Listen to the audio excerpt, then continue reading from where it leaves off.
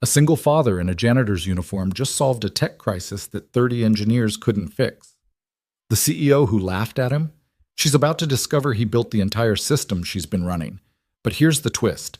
Years ago, she was part of the deal that erased his name and stole everything he created. Tonight, in front of the whole company, the truth is about to explode. This is a story about invisible brilliance, ruthless ambition, and one man who lost everything to save the person he loved most. Stay until the end, hit that like button, and drop a comment with your city so I can see how far this story travels. Let's begin. The fluorescent lights on the 27th floor of Nexora Systems hummed with a frequency that made your teeth ache if you listened long enough. Ryan Mercer had been listening to them for 3 years now, every night from 11 p.m. to 7 a.m., pushing a maintenance cart through corridors that smelled like expensive coffee and the particular kind of desperation that came with venture capital deadlines. Tonight felt different. He could tell from the way people were moving, faster, sharper, with that specific panic that happened when money was actually on the line. Not theoretical money, not projected quarterly revenue. Real money, the kind that made CEOs sweat through their designer shirts. Ryan kept his head down, emptying trash bins that cost more than his monthly rent. The engineers barely glanced at him. They never did. He'd perfected the art of being functionally invisible over the past 3 years. It was easier that way, safer. His phone buzzed in his pocket. He pulled it out, careful to keep it low. A text from Mrs. Chen, his neighbor. "Ava's asking for you. Had a nightmare. Told her you'd call on your break." Ryan felt that familiar twist in his chest, the one that never really went away. Ava was 7 now, and she still had nightmares about the hospital, about the machines, about her mother's last days. The therapist said it was normal. The therapist also cost $180 an hour that Ryan didn't have, so they'd stopped going 2 months ago. He texted back, "Tell her I'll bring pancakes for breakfast, the ones with the chocolate chips she likes." 3 years of night shifts, 3 years of being invisible, 3 years of watching people half his age make decisions about systems he'd designed, watching them break things he'd built, watching them collect bonuses for fixing problems they'd created in the first place. But Ava needed stability. She needed food and a roof and a school that didn't have metal detectors. She needed a father who came home, even if it was at 8 in the morning when other dads were leaving for work. So Ryan pushed his cart and emptied trash bins and kept his mouth shut. The noise level on the floor had been rising steadily over the past hour. Ryan had worked enough corporate disasters to recognize the sound of things going genuinely wrong. Not the usual chaos of a product launch or a missed deadline, but the specific frequency of fear that happened when the foundation started cracking. He was near the main server room now, where the transparent walls let everyone see the blinking lights, and expensive hardware that kept Nexora's payment processing system running.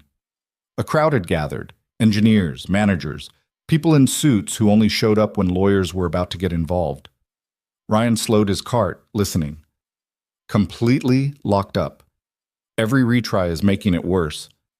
Started with the Singapore cluster, but it's spreading. Payment queue is backing up. We're at 11,000 transactions stuck in limbo. If this hits 15,000, the whole system cascades, and we're offline for days. Ryan recognized the voices. Marcus, the lead systems architect who'd replaced the person who'd replaced Ryan's replacement. Priya, who handled database optimization and had excellent instincts but kept getting overruled by people who thought years of experience mattered less than degrees from the right schools.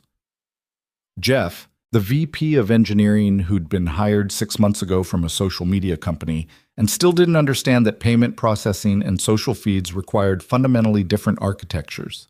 What about the rollback? That was a woman's voice, cutting through the noise. Clear and cold. Claire Bennett, CEO, 30 years old, Harvard MBA, 3 successful exits before she'd taken over Nexora 2 years ago. Ryan had never spoken to her directly. People at his level didn't speak to people at her level. Rollback failed, Marcus said, and Ryan could hear the edge in his voice. The deployment hooks are corrupted. We try to roll back now. We might brick the entire production environment. Might? Claire's voice went even colder. I need certainties, not possibilities. Then here's a certainty, Jeff cut in. We've got about 40 minutes before this becomes a news story. 90 minutes before we're in breach of contract with every major client we have. 2 hours before the board starts making calls about replacement leadership. Silence. The kind that felt like pressure building. Ryan should have kept walking, should have pushed his cart to the next trash bin, maintained his invisibility, stayed in his lane. Instead, he found himself moving closer to the transparent wall, looking at the dashboard displays that showed the system's vital signs. Red everywhere. Error cascades.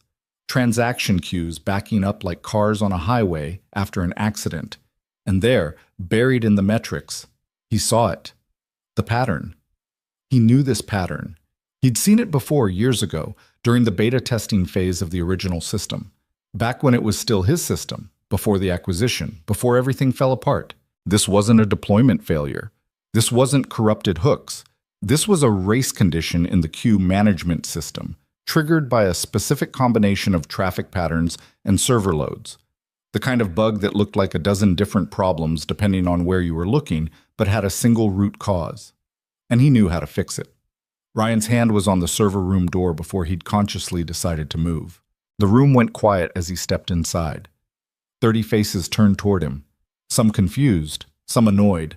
A few didn't even register his presence as human, just an interruption, a maintenance worker who'd wandered into the wrong room. "Excuse me?" That was Jeff, using the tone people used when they were being polite but really wanted you gone. "This is a restricted area right now. We're dealing with a crisis." Ryan's mouth was dry. 3 years of invisibility. 3 years of keeping his head down. He thought of Ava, asleep now, dreaming of her father as someone who could fix things. Someone who mattered. "I know what's wrong with your system," Ryan said. The silence that followed wasn't the respectful kind. It was the kind that happened right before people started laughing. Marcus spoke first. "Look, man, I appreciate the enthusiasm, but we've got senior engineers working on this. Maybe you could—" "It's a race condition in the payment queue processor." Ryan's voice came out steadier than he felt. "Your monitoring is showing it as a cascade failure, but that's a symptom, not the cause. The Singapore cluster hit a specific combination of load and latency that triggered a deadlock in the queue handler. Every retry you're sending is making it worse because you're adding more threads to a system that's already locked on thread contention." Complete silence now. Different kind. Priya's eyes narrowed. "How would a maintenance worker know anything about our queue architecture?" Ryan met her gaze. "Because I designed it." That's when Claire Bennett stepped forward.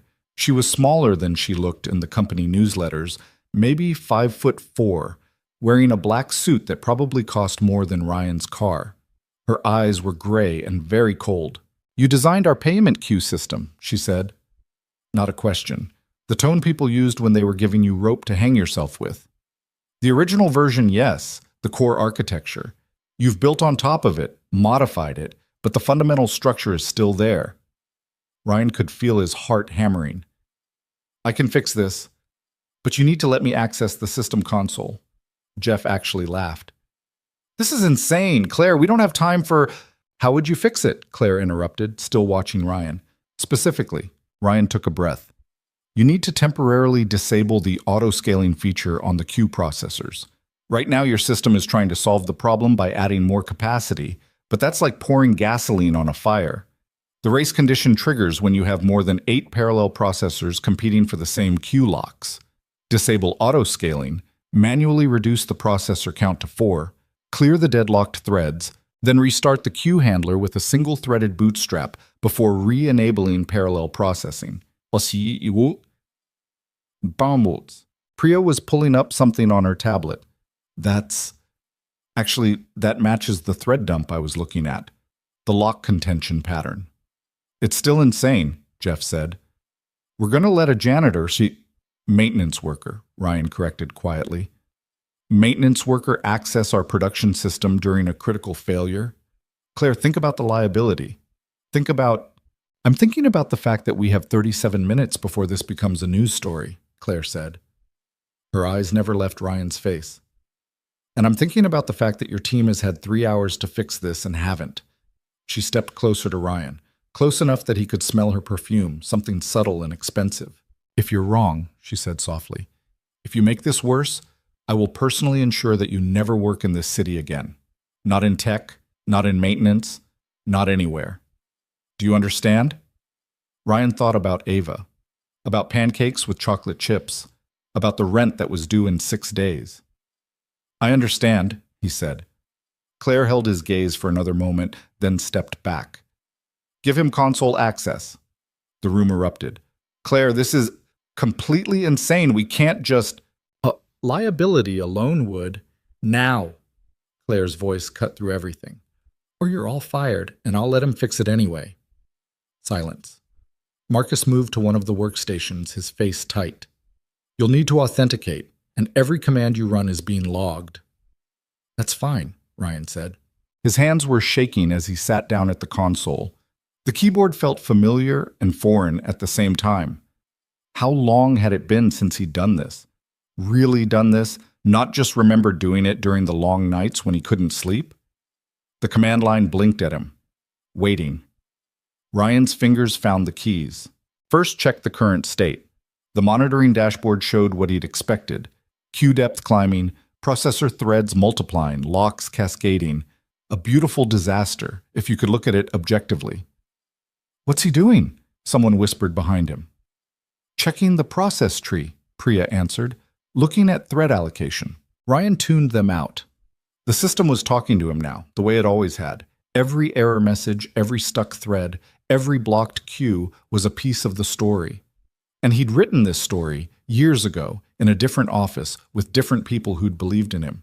He typed the command to disable autoscaling. Wait, Jeff started. The autoscaling shut down.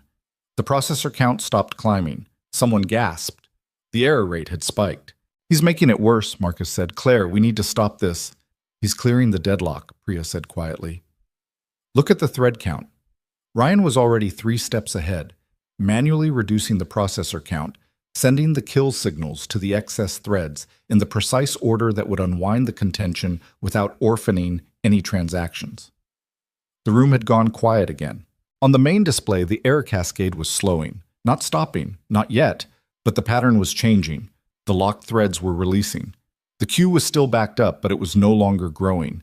Ryan's fingers flew across the keyboard. Clear the dead threads. Reset the queue handler.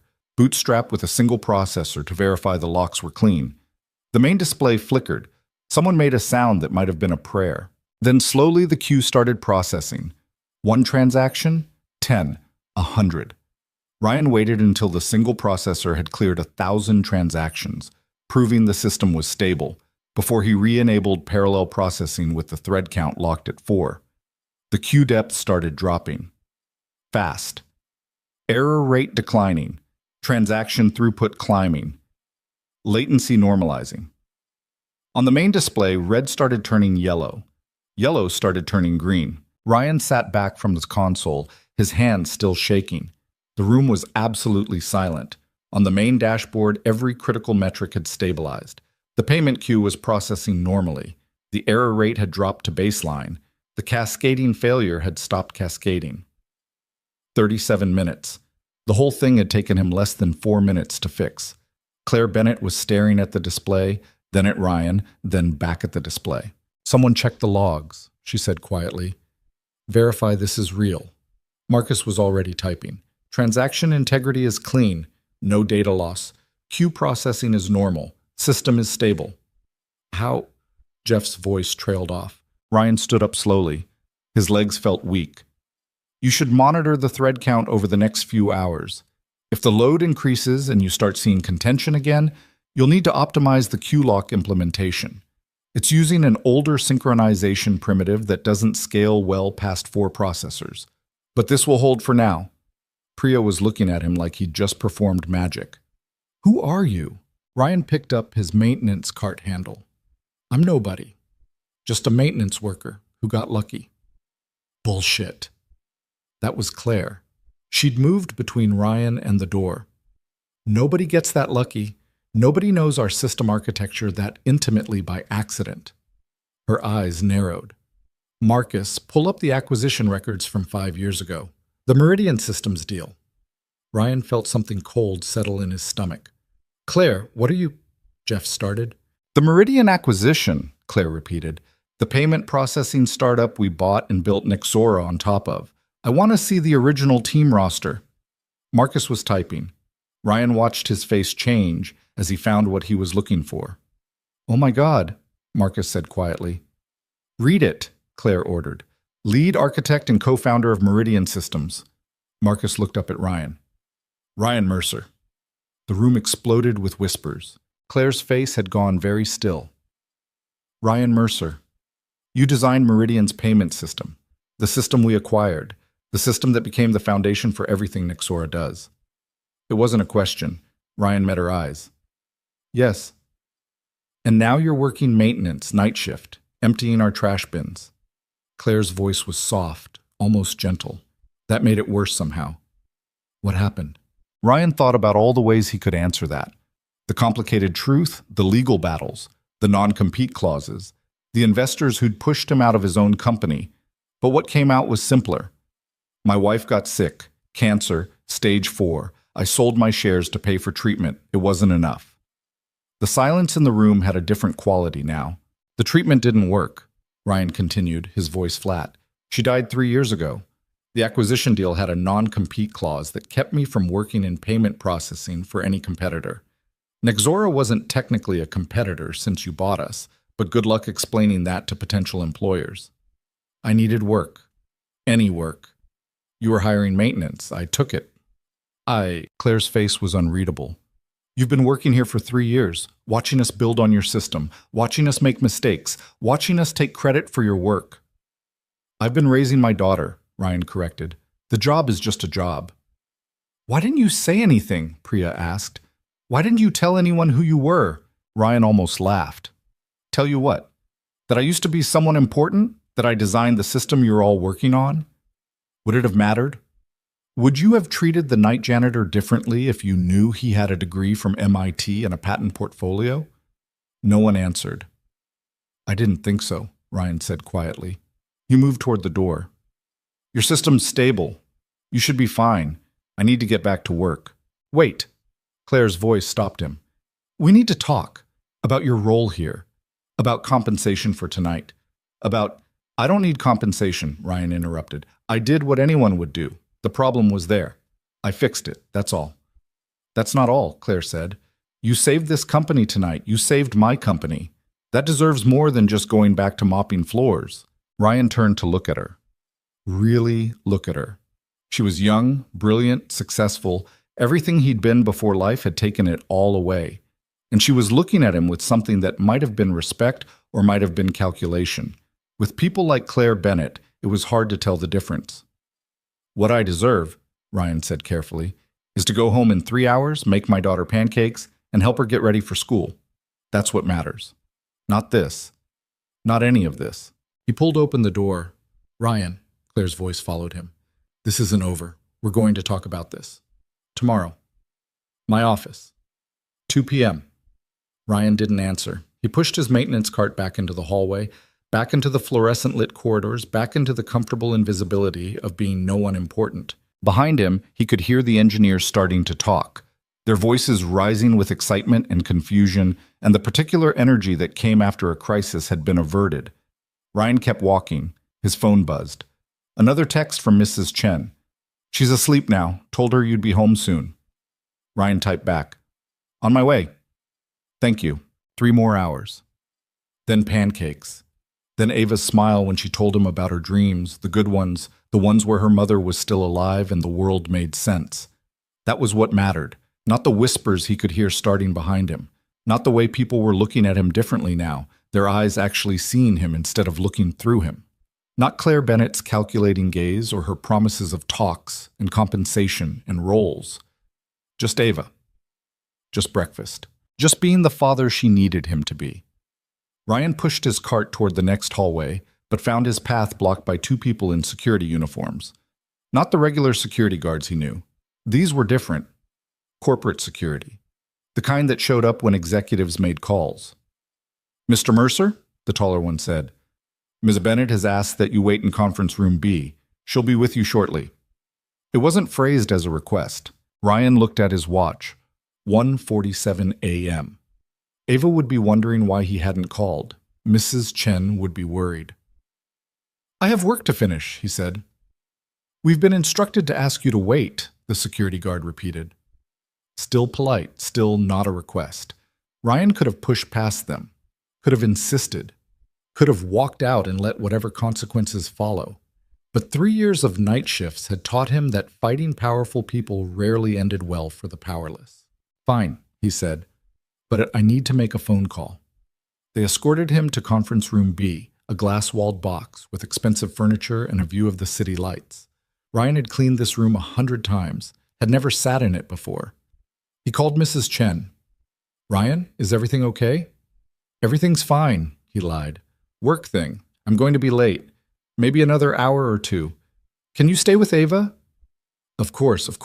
But Ryan, it's so late. Is something wrong? Nothing's wrong, Ryan said. I'll explain later. Thank you, Mrs. Chen. He hung up before she could ask more questions.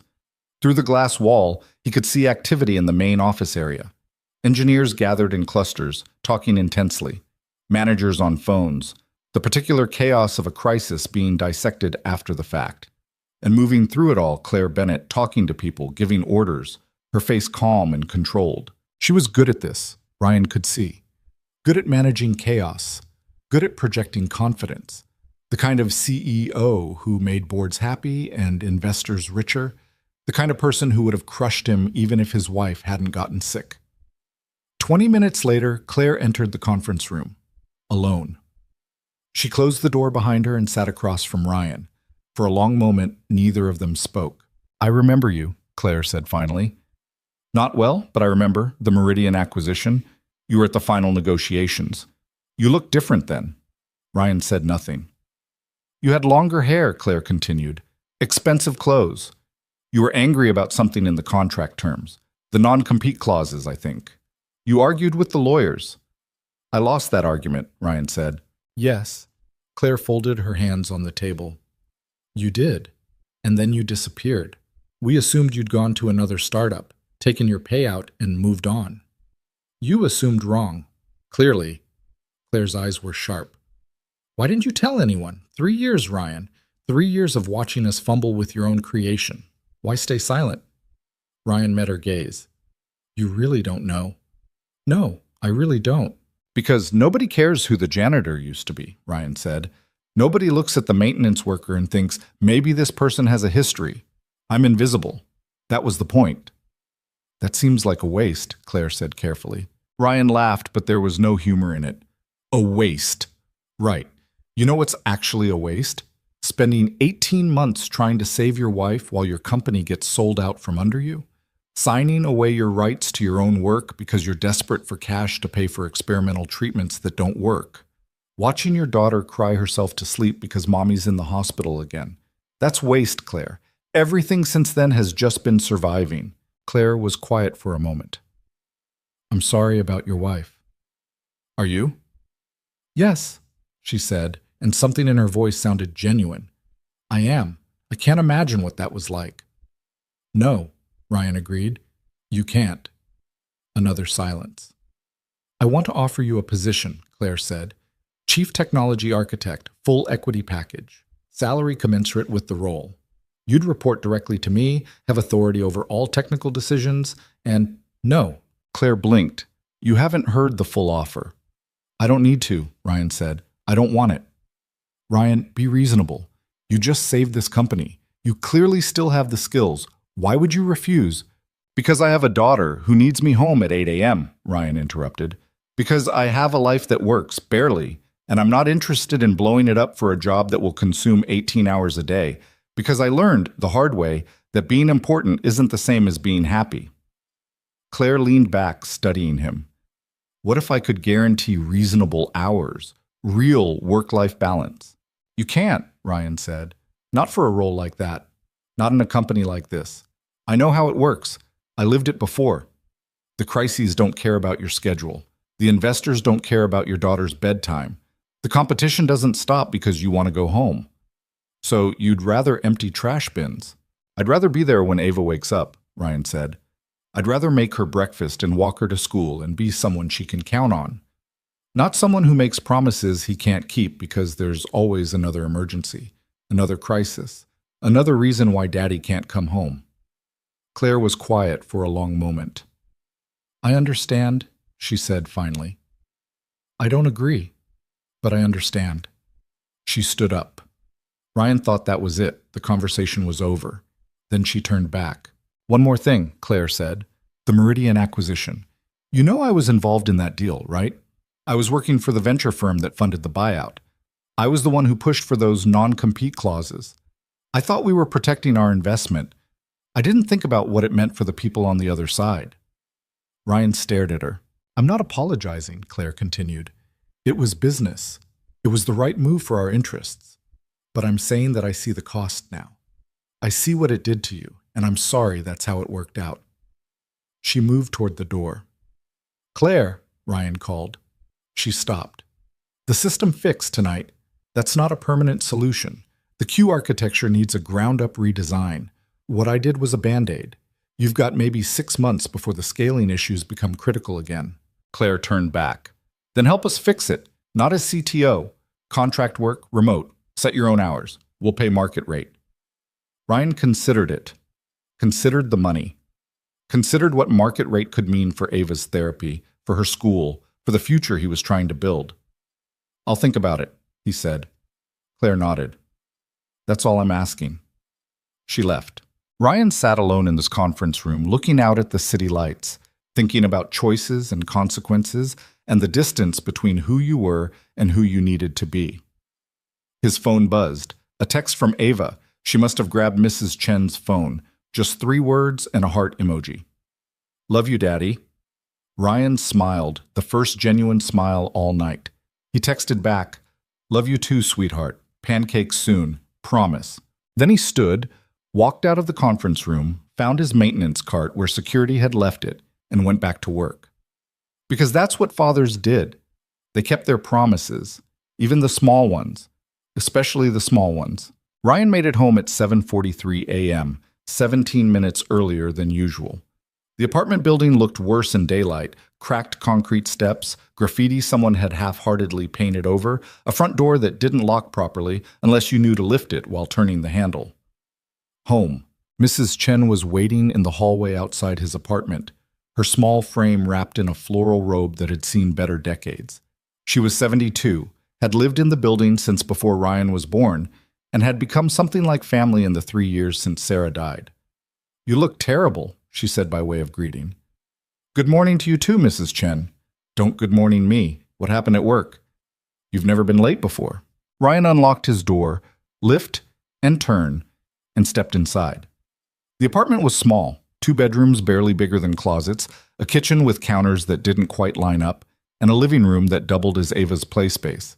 But it was clean, and the heat worked, and the neighbors mostly kept to themselves. Ava was asleep on the couch, still in her pajamas, clutching the stuffed elephant Sarah had given her for her 4th birthday. Her dark hair was tangled across her face. She waited up until almost 3, Mrs. Chen whispered. Kept asking when you'd call. I finally got her to sleep by promising pancakes. Guilt twisted in Ryan's chest. I'm sorry, work thing, complicated. Complicated how? Ryan thought about the server room, the crisis, Claire Bennett's offer. The kind of complicated that doesn't matter. I'm home now. Mrs. Chen gave him a look that said she didn't believe him but wouldn't push. I made coffee. It's terrible, but it's hot. Your coffee's not terrible. Liar. She patted his arm. Go shower. You smell like those chemical cleaners. I'll stay until you're done. Ryan showered quickly, the hot water doing little to wash away the exhaustion settling into his bones. When he emerged, Mrs. Chen was gone and Ava was awake, sitting at the small kitchen table, kicking her feet in the way she did when she was trying to act patient, but really wasn't. Daddy! She launched herself at him and Ryan caught her, lifting her up despite the protest from his back. She was getting bigger. Soon he wouldn't be able to do this anymore. Hey baby, did you sleep okay? You were late, Ava said into his shoulder. Mrs. Chen said you had to work extra. I know, I'm sorry. It's okay. She pulled back to look at him with Sarah's eyes, dark brown, too serious for a 7-year-old. Did you fix something important? Ryan set her down gently. Yeah, I did. Was it hard? A little bit. Ava smiled, the serious look breaking into something bright and uncomplicated.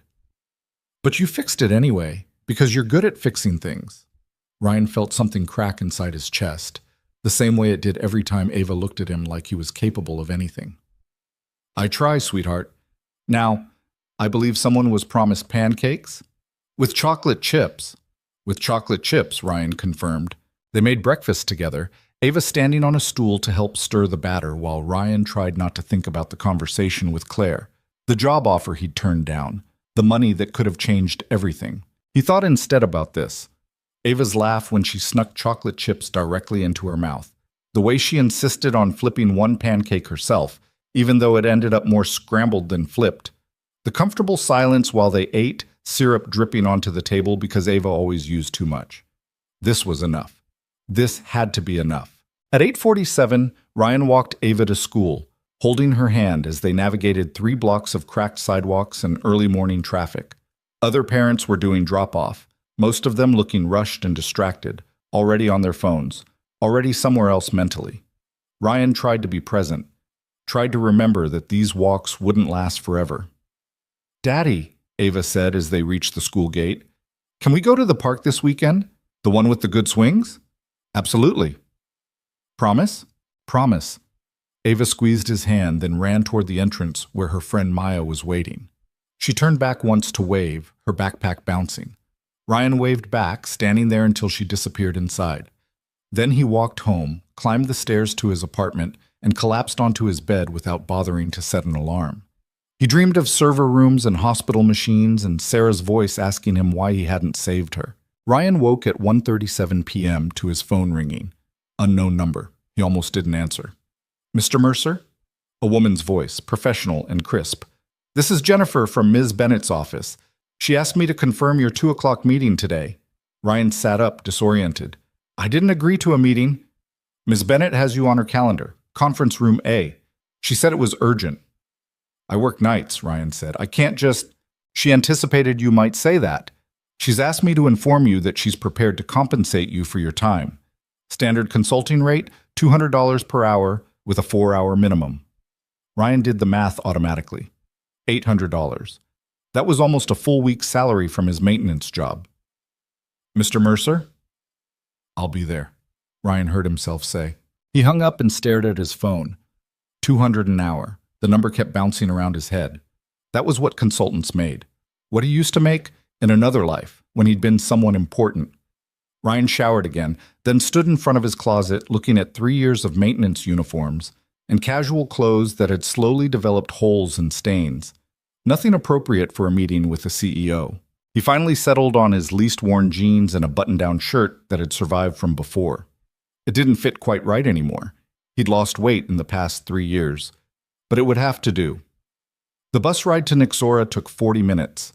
Ryan spent it looking out the window, watching the city change from his neighborhood to the gleaming downtown corridor where tech companies clustered like antibodies around venture capital. He arrived at 1:54, signed in at the lobby, the daytime security guard looking confused to see the night janitor in civilian clothes, and took the elevator to the 27th floor. Different in daylight. The panic from last night was gone, replaced by the normal hum of a company in operation. Engineers at standing desks, sales calls in glass offices, the smell of expensive coffee and catered lunch. A few people glanced at Ryan as he walked past. 1 or 2 did double takes, probably recognizing him from last night. Conference room A was twice the size of the room he'd waited in before. Claire was already there, along with 3 other people Ryan didn't recognize. "Ryan," Claire said, standing, "thank you for coming. I know this isn't your usual schedule. Your assistant made it worth my time." "Good," Claire gestured to the others. "This is David Reeves, our CFO. Amanda Zhang, head of legal. And you met Jeff last night, VP of engineering." Jeff looked like he'd swallowed something sour. The others were harder to read. "Please, sit," Claire said. Ryan sat, felt immediately wrong, like he was wearing someone else's clothes to someone else's meeting. "I'll be direct," Claire began. "After you left last night, we did a complete audit of the system. The fix you implemented is holding, but as you predicted, it's not sustainable. We need a permanent solution." "I told you that already." "Yes, and we'd like to hire you to design it." Ryan glanced at the others around the table. David was watching him with the particular intensity of someone calculating value. Amanda had a legal pad covered in notes. Jeff was staring at a spot on the wall, jaw tight. "I already turned down your job offer," Ryan said. "This isn't a job offer," Claire corrected. "It's a consulting contract, limited scope, specific deliverables, work from home on your own schedule. We need a complete redesign of the payment queue architecture. Timeline was 6 months. You'd provide the technical specifications, review our implementation, and be available for critical decisions." "And the compensation?" Ryan asked, because he knew that's what they expected him to ask. David spoke for the first time. $200 per hour for consultation and design work. $500 per hour for any emergency intervention like last night. Estimated total project value around $300,000, depending on hours logged. The number hit Ryan like cold water. $300,000.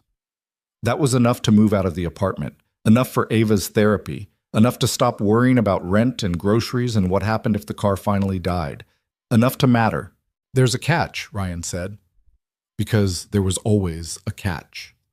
Amanda glanced at Claire, then opened a folder. "The contract includes a standard intellectual property clause. Any work you produce becomes property of Nexora Systems. We'd also need you to sign an updated NDA covering all proprietary information you encounter during the project.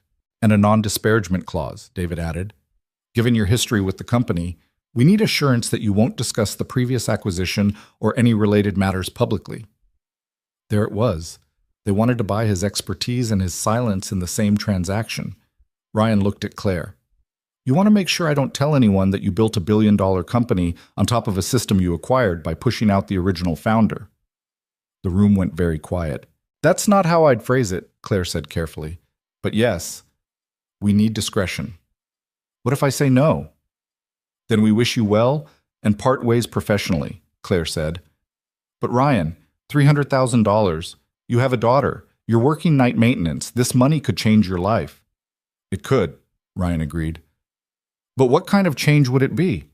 I sign away the right to talk about my own history? Pretend the last 5 years didn't happen the way they happened?" Jeff spoke up suddenly. "You know what? This is ridiculous. We don't need him. We have an entire engineering team. We can figure out the queue architecture ourselves." "Can you?" Ryan asked, looking at him directly. "Because you've had 3 years and it's gotten worse, not better. Last night wasn't the first crisis. It's just the first one I fixed. You arrogant—" "Jeff," Claire's voice cut through. "Not helpful." Jeff stood abruptly. "I'm not sitting here while we beg a janitor to save us. We built this company without him. We can fix it without him." He walked out, the door closing hard behind him. Amanda winced. David just looked tired. Claire leaned forward, hands folded on the table. "Ryan, I understand why you're hesitant. I understand that what happened to you wasn't fair, but this is business. It's always been business. I'm offering you a chance to be fairly compensated for your expertise. That's more than most people get." "Most people didn't design the system you're selling," Ryan countered. "No," Claire agreed. "They didn't, which is exactly why you're valuable, why we're willing to pay premium rates, why we're having this conversation instead of just moving forward without you." Ryan thought about Ava at the kitchen table, asking for promises about the park.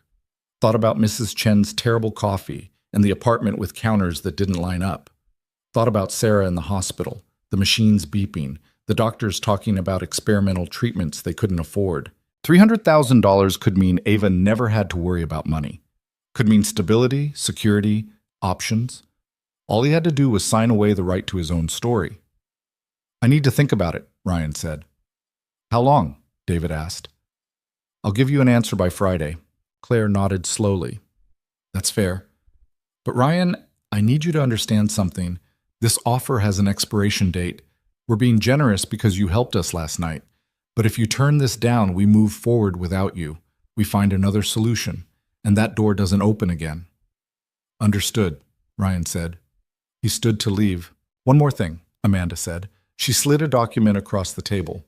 "This is a check for last night. $800 for your consultation time. No strings attached, regardless of what you decide about the contract." Ryan looked at the check, his name printed in neat corporate typeface. $800. He picked it up, folded it carefully, put it in his pocket. "Thank you," he said. Outside the conference room, the normal office noise felt surreal. People typing, talking, laughing, living their normal lives while Ryan's world shifted underneath him. He made it to the elevator before he ran into Priya. "Ryan, hey." She looked uncertain, like she wasn't sure how to talk to him now that he wasn't just the maintenance guy. "I wanted to say thanks for last night. That was incredible." "Just doing what needed doing," Ryan said. "No, it was more than that." Priya glanced around, then lowered her voice. "I've been trying to get Jeff to address the Q scaling issues for 8 months. He kept saying it was fine, that I was being paranoid. Last night proved I was right, but he'll never admit it." The elevator arrived. Ryan stepped in. Priya followed. "Can I ask you something?" she said as the doors closed. "Why'd you stop? Why aren't you still doing this kind of work?" Ryan watched the floor numbers descend. "Life got complicated. That's not an answer. It's the only one I've got." They reached the lobby.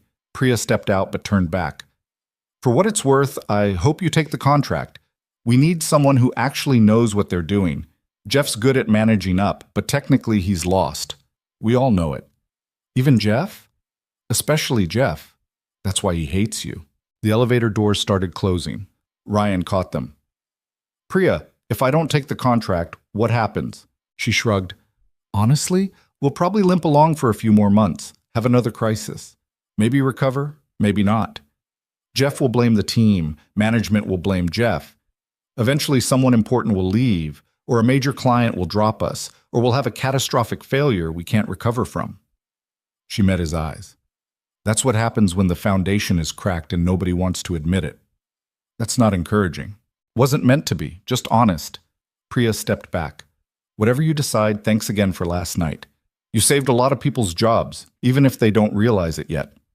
Ryan let the doors close and rode the elevator down. He picked up Ava from school at 3:15, right on time, and they walked home the long way through the park.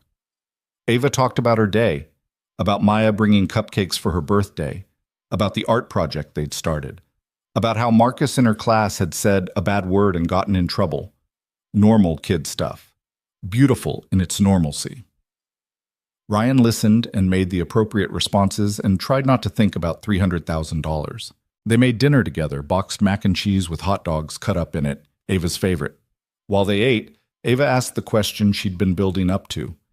"Daddy, why did you come home late last night?" Ryan considered how to answer. "There was a problem at work, a computer problem. They needed help fixing it." "Did you fix it?" "Yeah, I did." "Because you're good at computers," Ava said matter-of-factly. "You told me once you used to make computer stuff before Mommy got sick." Ryan had forgotten that conversation. It had been over a year ago, one of Ava's endless question phases. He'd mentioned it casually, not thinking she'd remember. "I did," Ryan said carefully. "I was pretty good at it." "So why do you clean buildings now?" Out of the mouths of children. The question was innocent, genuine curiosity, but it hit like an accusation. "Because cleaning buildings pays the bills," Ryan said, "and it lets me be home with you in the mornings." "But if you're good at computer stuff, couldn't you do that and be home with me?" Ryan set down his fork. "It's complicated, sweetheart." "That's what you always say when you don't want to explain," Ava observed. She was too smart for 7, too perceptive. "You're right," Ryan admitted. "I do say that. The real answer is that computer jobs take up a lot of time. They're important, and people expect you to always be available. I didn't want a job like that because I wanted to be here with you." "But you were late last night," Ava pointed out. "I was, and I hated it. I hated not being here when you needed me." Ava considered this, pushing mac and cheese around her plate. "Mommy used to say you were really smart. She said you built important things." Ryan's throat tightened. "Your mom said that?" "Yeah, before she got really sick. She told me that Daddy was going to take care of me and that you could fix anything." Ava looked up at him. She was right. You do fix things. Ryan reached across the table and took Ava's small hand in his. "I try, baby. I really try." That night, after Ava was asleep, Ryan sat at the kitchen table with the contract Amanda had given him. He'd asked for a copy to review and she'd provided it immediately, professionally printed and bound. The terms were generous. More than generous. The intellectual property clause was standard for this kind of work. The NDA was broad but not unreasonable. The non-disparagement clause was the only thing that stuck. It essentially prevented him from ever publicly discussing how Meridian had been acquired or his role in creating the system Nyxora was built on. It was buying silence with money. Ryan thought about calling someone for advice. But who? He didn't have a lawyer. His old friends from the tech world had drifted away after Sarah died, uncomfortable with grief, unsure what to say to someone whose life had imploded. He was alone with this decision. His phone buzzed. A text from an unknown number. "This is Claire. I know you're reviewing the contract. I wanted to say something I couldn't say in front of David and Amanda. What happened to you wasn't fair. The acquisition, the non-compete, all of it. I was part of that machine and I didn't think about the human cost. I can't change the past, but I can offer you this opportunity. I hope you'll take it. Not because I need you, though I do, but because you deserve to be more than invisible." Ryan read it 3 times. He thought about typing a response, decided against it. Instead, he went to Ava's room and stood in the doorway, watching her sleep. She'd kicked off her blankets again. He went in quietly and pulled them back up, tucking them around her shoulders. She stirred slightly, mumbling something he couldn't make out. "I've got you, baby," Ryan whispered. "I've always got you." He went back to the kitchen and opened his laptop, an old machine that took 3 minutes to boot up. Found the folder he kept backed up in 3 different places, the one labeled Meridian. Original specs. Everything was there. Every design document, every architecture decision, every line of code from the original system. His system, the foundation that Nyxora had built their empire on. Ryan hadn't looked at these files in 3 years. Opening them felt like opening a wound. But he did it anyway. And as he read through the documentation he'd written years ago, he realized something. The system was elegant, efficient, well-designed for its time, but it had limitations he'd known about even then, constraints he'd planned to address in version 2. Version 2 had never happened because the acquisition had come first. Nyxora had built on top of version 1 without ever understanding its limitations. They'd scaled it beyond what it was meant to handle. They'd added features and modifications without grasping the core architecture, and now it was breaking. Ryan could fix it. He could design the version 2 he'd always planned, could build something better, stronger, something that would last. The question was whether he should, whether selling his expertise to the company that had erased him was justice or just good business, whether $300,000 was enough to make peace with being forgotten. Ryan closed the laptop and sat in the dark kitchen, listening to the building settle around him, to the distant sound of traffic, to the quiet breathing of his daughter asleep down the hall. By morning, he still hadn't decided. Wednesday brought rain, the kind that turned the city gray and made everything feel heavier. Ryan went to work that night still undecided, the unsigned contract sitting in his backpack like unfinished business. The 27th floor was quieter than usual. Most of the engineers had gone home by midnight. Ryan pushed his cart through the familiar corridors, emptying trash bins, wiping down surfaces, existing in the comfortable invisibility he'd perfected. Except it didn't feel comfortable anymore. People who'd never looked at him before were looking now. A few nodded. One engineer, Ryan didn't know his name, actually said good evening as he passed. The shift was subtle but unmistakable. They saw him now, and Ryan wasn't sure he liked it. Around 2 a.m., he found Priya still at her desk, staring at lines of code with the particular exhaustion that came from debugging something that refused to make sense. "You should go home," Ryan said. Priya jumped, then laughed shakily. "Christ, you're quiet. I didn't hear you come up." "Hazard of the job. What are you working on?" "The Q processor. Trying to implement some optimization Jeff suggested." She gestured at her screen. "It's not working. I think his logic is flawed, but I can't figure out where." Ryan glanced at the code, saw the problem immediately. Jeff had confused parallel processing with concurrent processing, a rookie mistake that created race conditions. But saying that would mean getting involved, and he'd promised himself he wouldn't do that anymore. "Maybe sleep on it," Ryan suggested. "Fresh eyes help." "Yeah, maybe." Priya rubbed her face. "Can I ask you something, off the record?" "Sure." "Did they offer you the consulting contract?" Ryan nodded. "Are you going to take it?" "I don't know yet." Priya turned in her chair to face him fully. "Look, I know it's none of my business, but I've been here 4 years and I've watched this company build on quicksand. We've got brilliant people working here, but nobody understands the foundation. Nobody except you." She paused. If you don't take it, I'm probably going to leave. I can't keep fighting these battles alone. That's not fair, Ryan said quietly.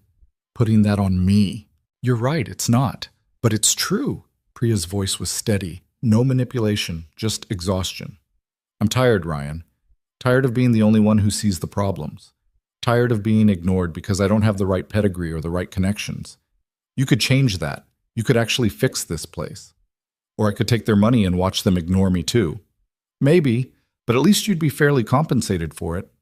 Ryan didn't have an answer to that. He finished his shift at 7 a.m., deposited the $800 check on his way home, the bank teller doing a double take at the amount, and made pancakes for Ava in a kind of daze. Thursday passed in a blur of normal routine that felt increasingly surreal. School drop-off, sleep, pickup, homework help, dinner, bedtime stories, the rhythm of single parenthood that had sustained him for 3 years. But underneath it all, the decision sat waiting. Friday morning, Ryan woke to find Ava already up, sitting at the kitchen table with a piece of paper and crayons scattered around her. "You're up early," he said, pouring himself coffee. "I made you something." She held up the paper. It was a drawing, crude in the way 7-year-old art was, but recognizable. 2 stick figures, one tall and one small, holding hands. Above them, she'd written in careful letters, "Daddy fixes things." Ryan felt something break open in his chest. "That's beautiful, sweetheart." "It's for your wall at work," Ava explained. "So you remember that you're good at fixing stuff. Mrs. Chen said you've been worried about something, and I thought maybe this would help." "Mrs. Chen talks too much," Ryan said, but his voice came out rough. "She cares about you. I care about you too." Ava came over and hugged him around the waist. "Are you okay, Daddy?" Ryan held his daughter, this small person who believed he could fix anything, and made his decision. "I'm okay," he said. "Better than okay. Thank you for the drawing." At noon, Ryan called the number on Claire's business card. "This is Bennett." "It's Ryan Mercer. I've made my decision about the contract." A pause. "I'm listening." "I'll take it. But I have conditions." "I'm still listening." "First, I want the non-disparagement clause removed. I won't badmouth the company, but I won't sign away my right to tell my own story if I choose to." "Ryan, I'm not done." "Second, I want equity. Not stock options. Actual equity. 0.5% of the company vested over the contract period." "That's not how consulting contracts work." "It is now. You said yourself this system is the foundation of everything Nexora does. 0.5% is more than fair for rebuilding that foundation." Ryan kept his voice steady. "Third, I want Priya Jong promoted to senior systems architect and given authority over the implementation. She knows the current system better than anyone, and she's been ignored for too long." Claire was quiet for a long moment. "You're negotiating for someone else's promotion?" "She's the only one on your team who actually knows what she's doing. If I'm going to design this, I need someone competent implementing it." "Anything else?" "Yeah. Jeff needs to stay out of my way.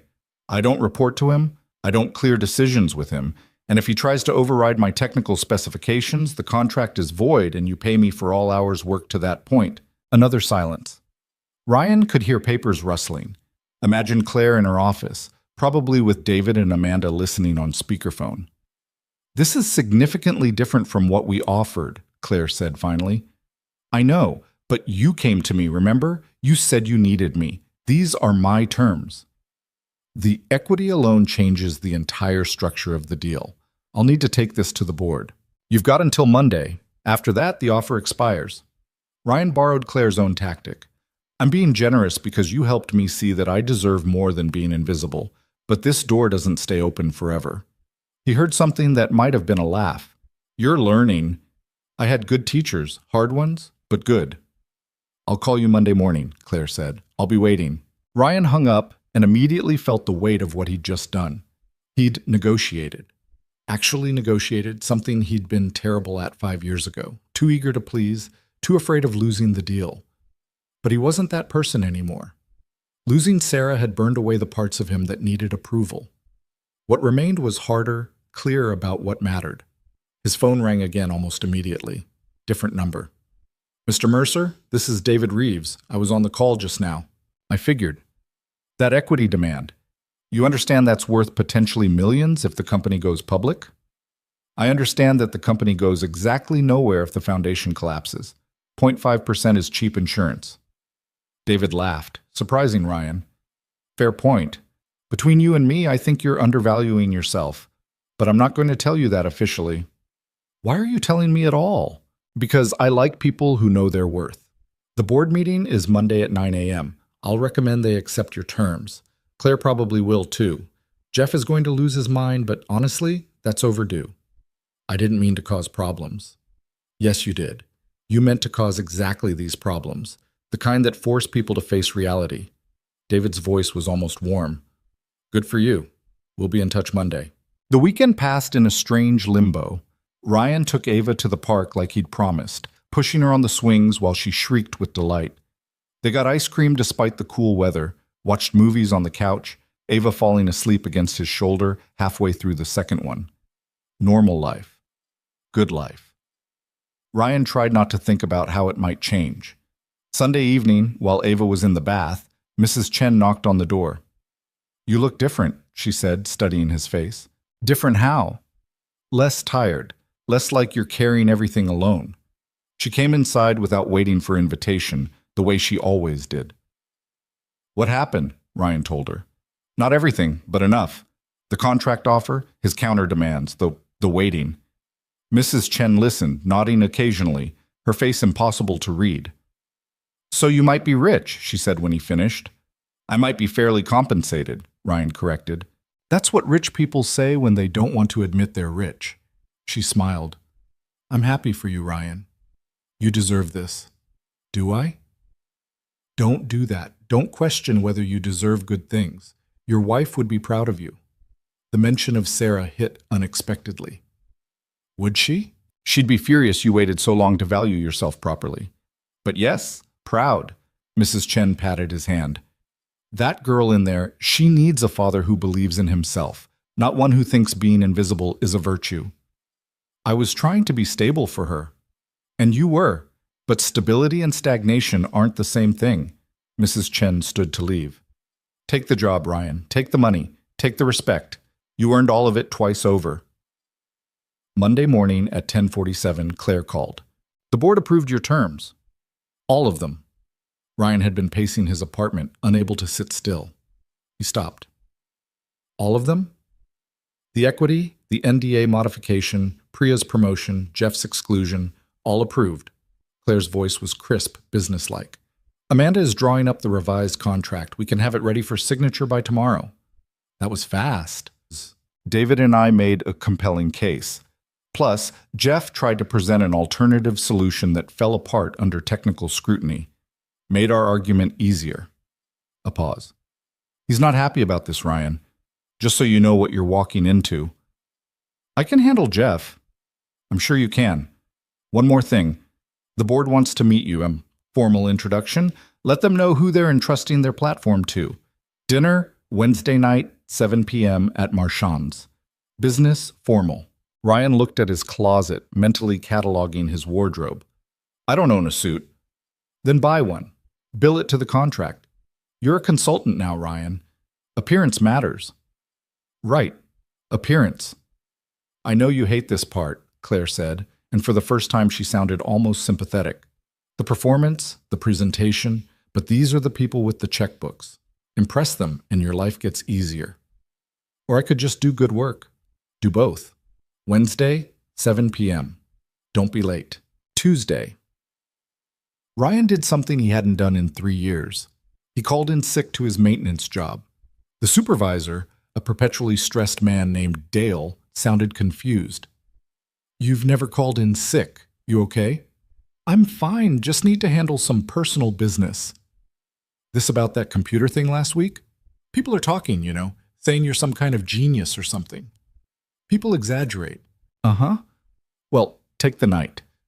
But Ryan, we need to talk when you come back, about your future here. Ryan hung up knowing he'd probably just worked his last shift at Nexora Maintenance. The thought should have scared him. Instead, he felt oddly free. He spent Tuesday afternoon at a men's clothing store downtown, feeling completely out of place among the mannequins in designer suits, and the salespeople who smelled like expensive cologne.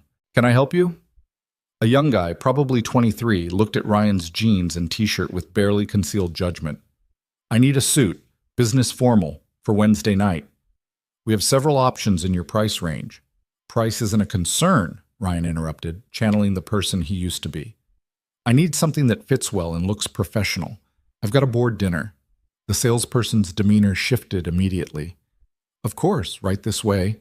2 hours later, Ryan walked out with a charcoal gray suit that cost more than a month's rent, 2 dress shirts, a tie that the salesperson insisted was understated but confident, and shoes that hurt his feet. He also walked out feeling like a fraud. That evening, after Ava was asleep, Ryan tried on the suit again, stood in front of the bathroom mirror, the only full-length mirror in the apartment, and barely recognized himself. He looked successful, professional, like someone important, like the person he used to be before everything fell apart. His phone buzzed. Text from Claire. Amanda needs you to come by tomorrow to sign the contract. 10 a.m. work for you? Ryan texted back. I'll be there. Wednesday morning, Ryan dropped Ava at school wearing the new suit. Other parents stared. Ava's teacher did a double take. Daddy, you look fancy, Ava said. Is this for your new job? It's for a meeting about my new job. Are you nervous? Ryan crouched down to her level. Yeah, a little. Don't be. You're the smartest person I know. She hugged him, getting playground dirt on his jacket. Love you. Love you too, sweetheart. The contract signing took 15 minutes. Amanda walked him through every clause, every term, every obligation and right. Ryan read carefully, looking for traps, but it was clean. Exactly what they'd agreed to. He signed on page 17, his hand steady. Congratulations, Amanda said, sliding a copy across to him. You're officially a Nexora consultant. Equity papers will be filed by end of week. That's it? That's it. Welcome back to the world of people who matter. The comment stung because it was true. 3 years of being invisible, erased with a signature. Ryan spent the afternoon preparing for the board dinner, researching the members, understanding their backgrounds and priorities. This was the game he'd once been good at, before he decided being good at it didn't matter compared to saving Sarah. At 6:30 p.m., he put on the suit again, checked himself in the mirror, straightened the tie that cost $90. Mrs. Chen was watching Ava. She'd taken one look at Ryan and whistled. Look at you. Very handsome. Very important looking. I feel ridiculous. Good. That means you haven't forgotten where you came from. She adjusted his collar with practiced hands. Go impress them. Then come home and be yourself again. Marchand's was the kind of restaurant that didn't list prices on the menu and where the waiters spoke in hushed tones. Ryan arrived at 6:55, early enough to not be late enough to not seem desperate. Claire was already there, wearing a black dress that probably cost more than Ryan's suit. With her were 5 people, 3 men, 2 women, all in their 50s or 60s, all radiating the particular confidence that came with serious wealth. Ryan, Claire said, standing. Thank you for coming. Let me introduce you. The introductions blurred together, names and titles and handshakes. Patricia something, venture capital. Robert something else, former tech executive. The others Ryan forgot immediately. They sat, ordered drinks Ryan couldn't pronounce, made small talk about the weather and the restaurant, and nothing that actually mattered. Then Patricia, sitting directly across from Ryan, leaned forward. So, you're the man who built Meridian's payment system. I am. And you've been working maintenance at Nexora for 3 years. I have. That must have been humbling. Ryan met her gaze. It was honest work. Nothing humble about it. A ripple went through the table. Not quite tension, but close. I didn't mean to imply, Patricia started. Yes, you did, Ryan interrupted gently. You meant exactly that. It's fine. Most people think the same way, that cleaning floors is somehow less valuable than writing code. But here's the thing, both keep the company running. One just pays better. Claire was watching him with an expression Ryan couldn't read. Robert spoke up. We've reviewed your technical specifications for the Q redesign. Impressive work, but the timeline seems aggressive. 6 months to completely rebuild the core architecture? 6 months to design and implement, yes. Could be done in 4 if your team is competent and focused. That's quite confident. It's realistic. The current system is my design. I know exactly where the weaknesses are because I documented them 5 years ago. I know exactly how to fix them because I've had 3 years of night shifts to think about it. One of the other board members, Ryan thought his name was Michael, laughed. 3 years thinking about payment queue architecture. That's dedication or insanity. It's what happens when you watch your creation being mismanaged, Ryan said. When you see every mistake, every poor decision, every hack job that makes the problem worse, it becomes personal.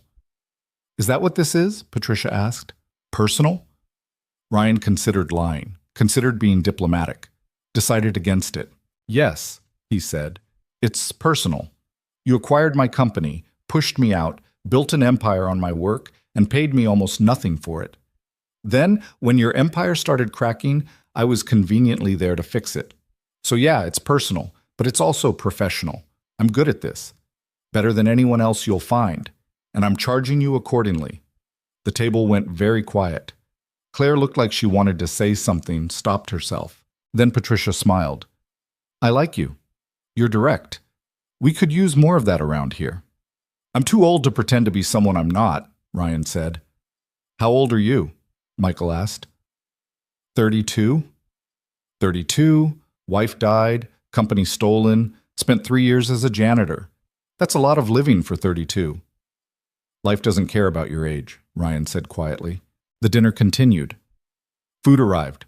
Small plates of things Ryan couldn't identify, but that tasted expensive. Wine flowed. Conversation shifted to business strategy, market positioning, competitive threats. Ryan participated when asked, stayed quiet when not. Watched the dynamics, understanding who had real power and who just had titles.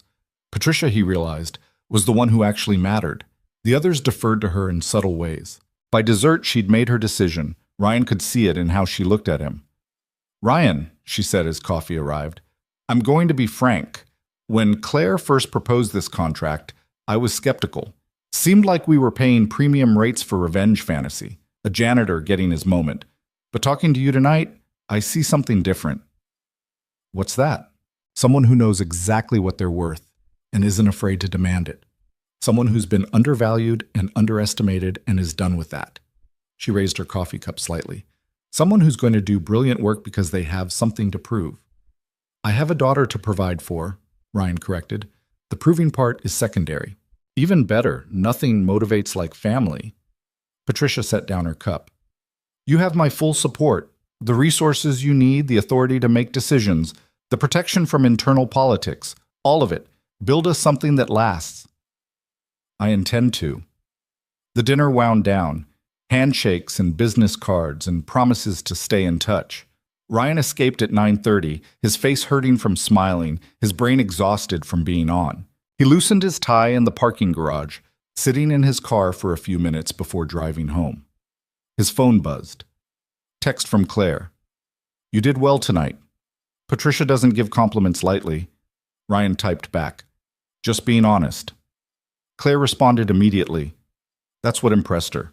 Most consultants tell boards what they want to hear. You told them what they needed to hear. Ryan started the car, turned on the heat against the night chill.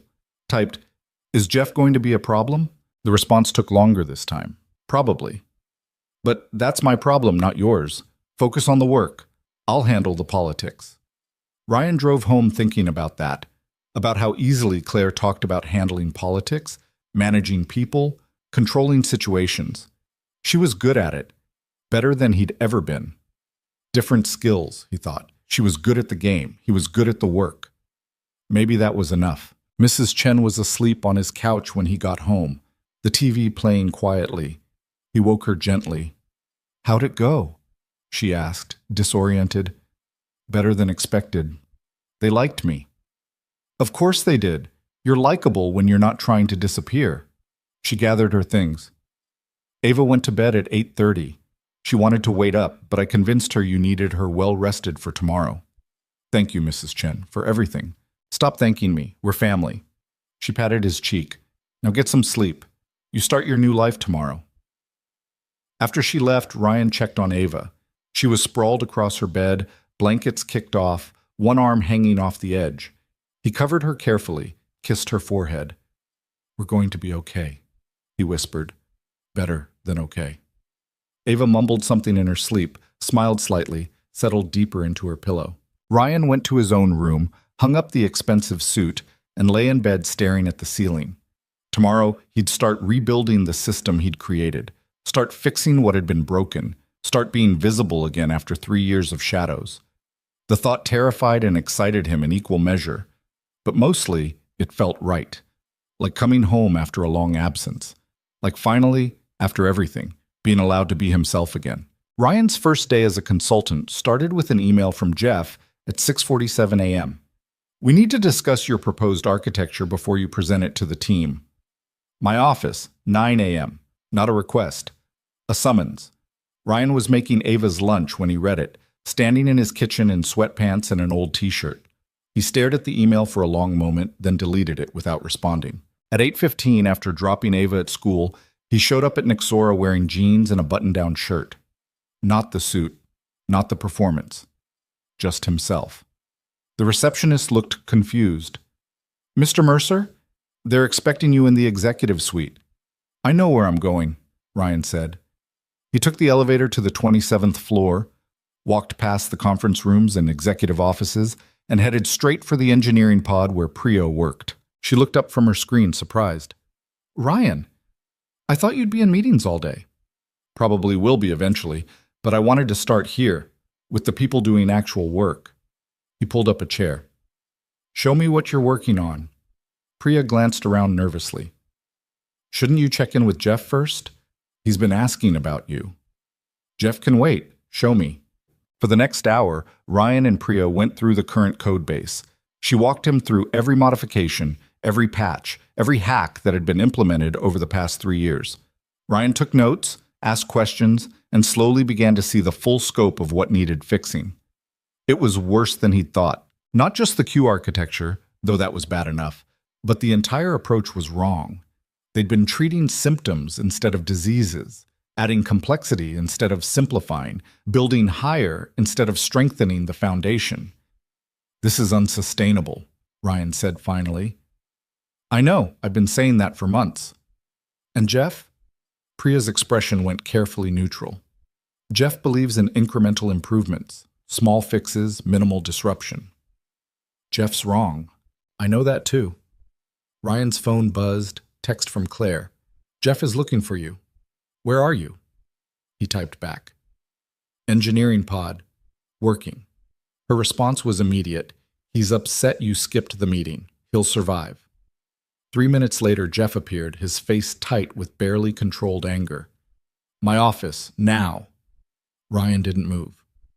"I'm in the middle of something." "I don't care what you're in the middle of. We had a scheduled meeting." "You had a scheduled meeting. I had work to do." Ryan turned back to Priya's screen. "Give me a second to finish this thought." Jeff's face went red. "Do you have any idea how disrespectful this is? I'm the VP of engineering. When I schedule a meeting, you attend."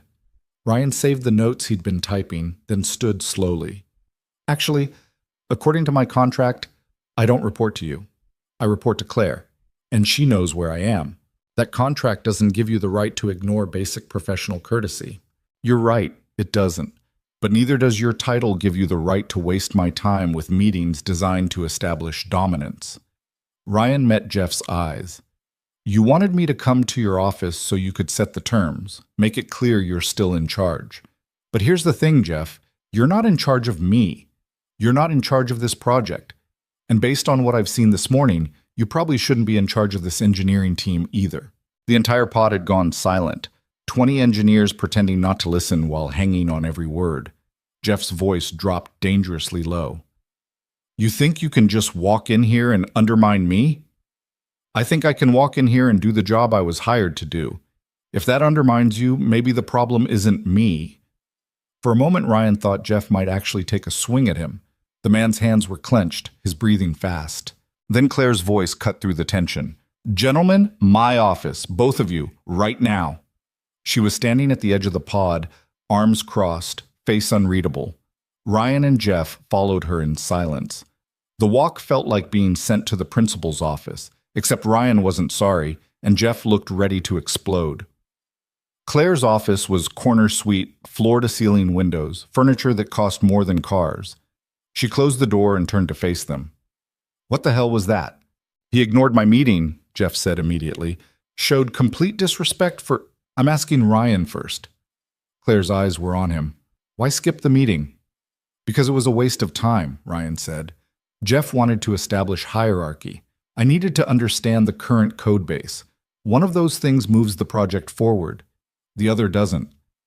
You could have attended for 15 minutes, maintained the relationship. I could have, but then I'd be spending the next 6 months playing politics instead of fixing your system. You hired me to do one of those things, not both. Claire was quiet for a moment. Jeff, give us the room. Claire, you can't be serious. Now. Jeff left, slamming the door hard enough to rattle the windows. Claire sat on the edge of her desk, studying Ryan. You're making this harder than it needs to be. Am I? Jeff's been here 2 years. He has relationships, political capital, the respect of most of the engineering team.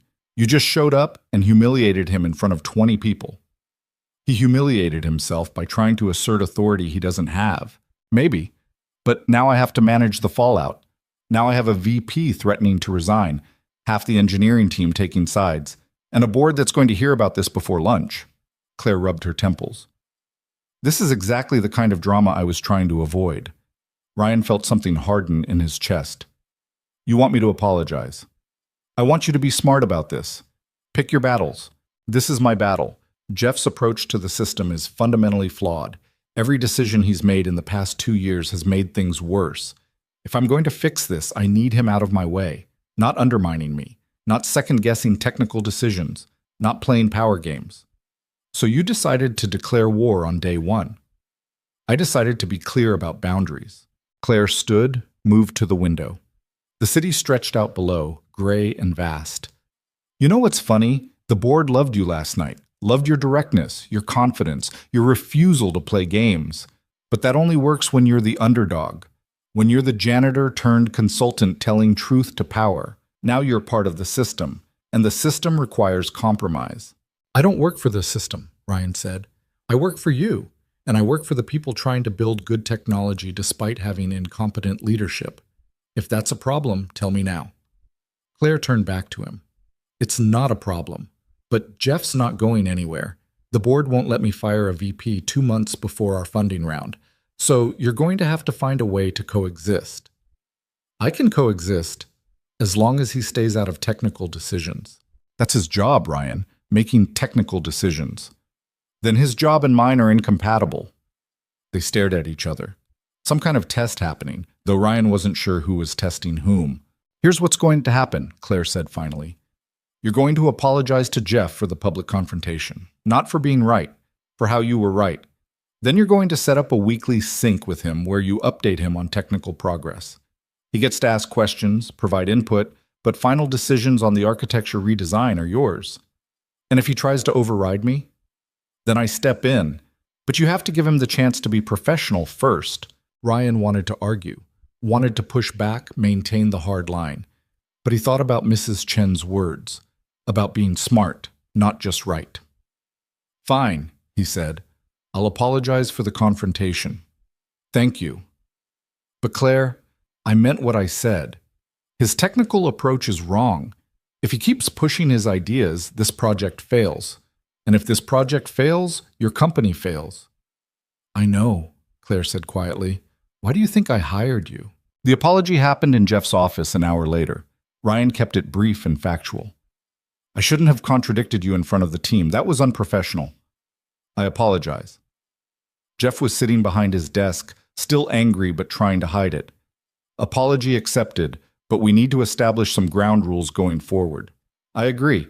Claire suggested weekly syncs. That work for you? It's a start, but I need to be clear. I'm still responsible for this engineering team. That includes the people who will be implementing your designs. I can't have you going around me, undermining my authority. And I can't have you overriding technical decisions that you don't understand. Jeff's jaw tightened. I understand more than you think. Then explain to me why you recommended parallel processing optimization when the core issue is lock contention. Explain why you've been adding capacity instead of reducing complexity. Explain... This is exactly what I'm talking about, Jeff interrupted. This condescending attitude, like you're the only one who knows anything. Ryan took a breath. Started over. You're right, that was condescending. Let me try again. I've spent the morning reviewing the code base with Priya. I see where you were trying to go with the optimizations, but I think there's a fundamental architectural issue that no amount of optimization can fix. I'd like to walk you through my analysis. Get your perspective. It was an olive branch. Ryan watched Jeff decide whether to take it. Friday afternoon, Jeff said finally. 3 p.m. Bring your analysis and we'll discuss it. I'll be there. Ryan left feeling like he'd just negotiated a hostage release. Exhausting and slightly absurd, but necessary. He spent the rest of the day with Priya and 2 other senior engineers, Marcus and a woman named Lisa. They went through the system piece by piece, documenting every issue, every workaround, every place where the architecture was held together with duct tape and prayers. By 6 p.m., Ryan had filled 3 whiteboards with diagrams and notes. This is going to be a complete rebuild, Lisa said, staring at the boards. Not a refactor, a ground-up redesign. I know. That's going to take longer than 6 months. It would if we were doing it their way, but we're not. Ryan pointed to one of the diagrams. We're going to build the new system alongside the old one, run them in parallel, gradually migrate traffic over as we prove stability. That way we can move fast without risking the production environment. Marcus frowned. That's going to require serious resources, duplicate infrastructure, monitoring, data migration tools. I'll get you the resources. That's what Claire hired me for. And if Jeff blocks it, Priya asked. He won't, because I'm going to explain it to him Friday in a way that makes it seem like his idea. Lisa laughed. You're learning politics fast. I'm learning survival, Ryan corrected. He left Nexora at 6:30, picked up Ava from after-school care, and took her out for pizza. She talked about her day, about art class and recess, and how Marcus had apologized for saying the bad word, and they were friends again. Normal kid stuff. Beautiful and grounding. Daddy, you seem different, Ava said through a mouthful of pepperoni. Different how? Happier, less tired. Ryan realized she was right. Despite the confrontation with Jeff, despite the politics and complexity, he felt more alive than he had in 3 years. I think I am happier, he said. Is that okay? It's good. I like it when you smile. I'll try to smile more. That night, after Ava was asleep, Ryan opened his laptop and started drafting the technical specifications for the new architecture. The work came easily, naturally, like speaking a language he'd forgotten he was fluent in. He worked until 2 a.m., lost in the flow of solving problems, building systems, creating something that would last. The next few weeks fell into a pattern.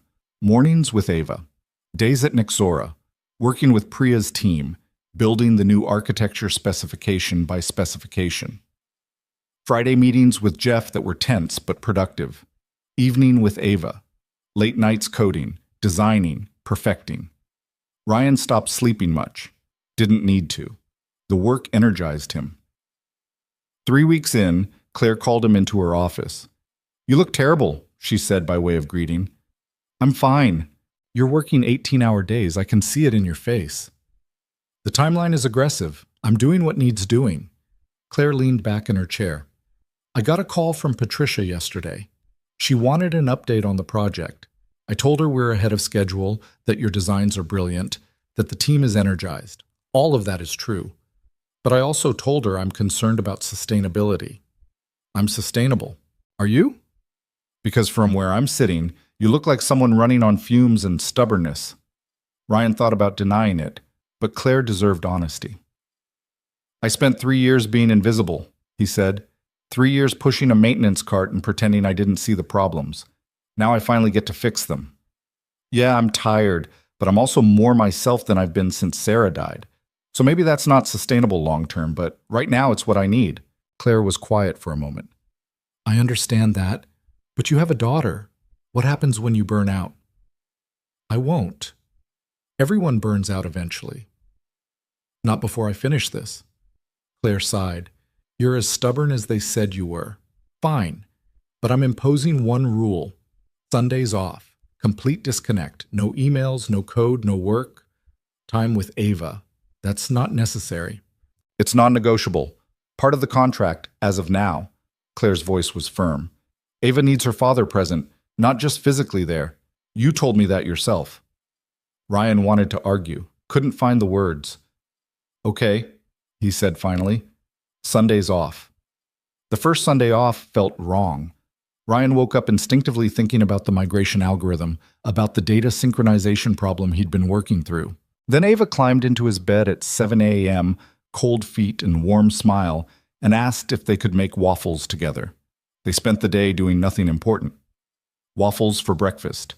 The park where Ava played with Maya and two other school friends while Ryan chatted with their parents about teacher conferences and upcoming school events.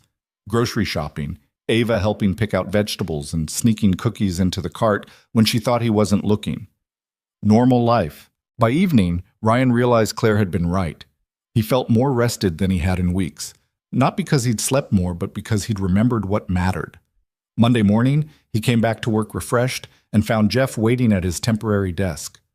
"We need to talk," Jeff said. Ryan braced himself for another confrontation. "Okay. I've been reviewing your architecture specs, the parallel system approach, the gradual migration strategy." Jeff paused. "It's good. Really good. Better than anything my team came up with." Ryan blinked. "Thanks?" "Don't sound so surprised. I'm not an idiot, Ryan.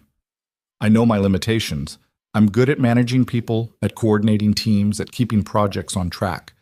But the deep technical stuff, the architectural vision, that's not my strength. It's yours." This was the last thing Ryan had expected. "I appreciate you saying that. I'm saying it because it's true, and because I'm tired of fighting you." Jeff sat down. "Look, when Claire hired you, I felt threatened. Felt like she was bringing in a replacement, someone who'd make me look incompetent. And maybe I am incompetent, at least at this level of technical work, but I'm trying to be professional about it." Ryan studied Jeff's face, looking for manipulation, for angles. Found only exhaustion and something like resignation. "You're not incompetent," Ryan said carefully. "You're just playing the wrong position. You'd be a great program manager.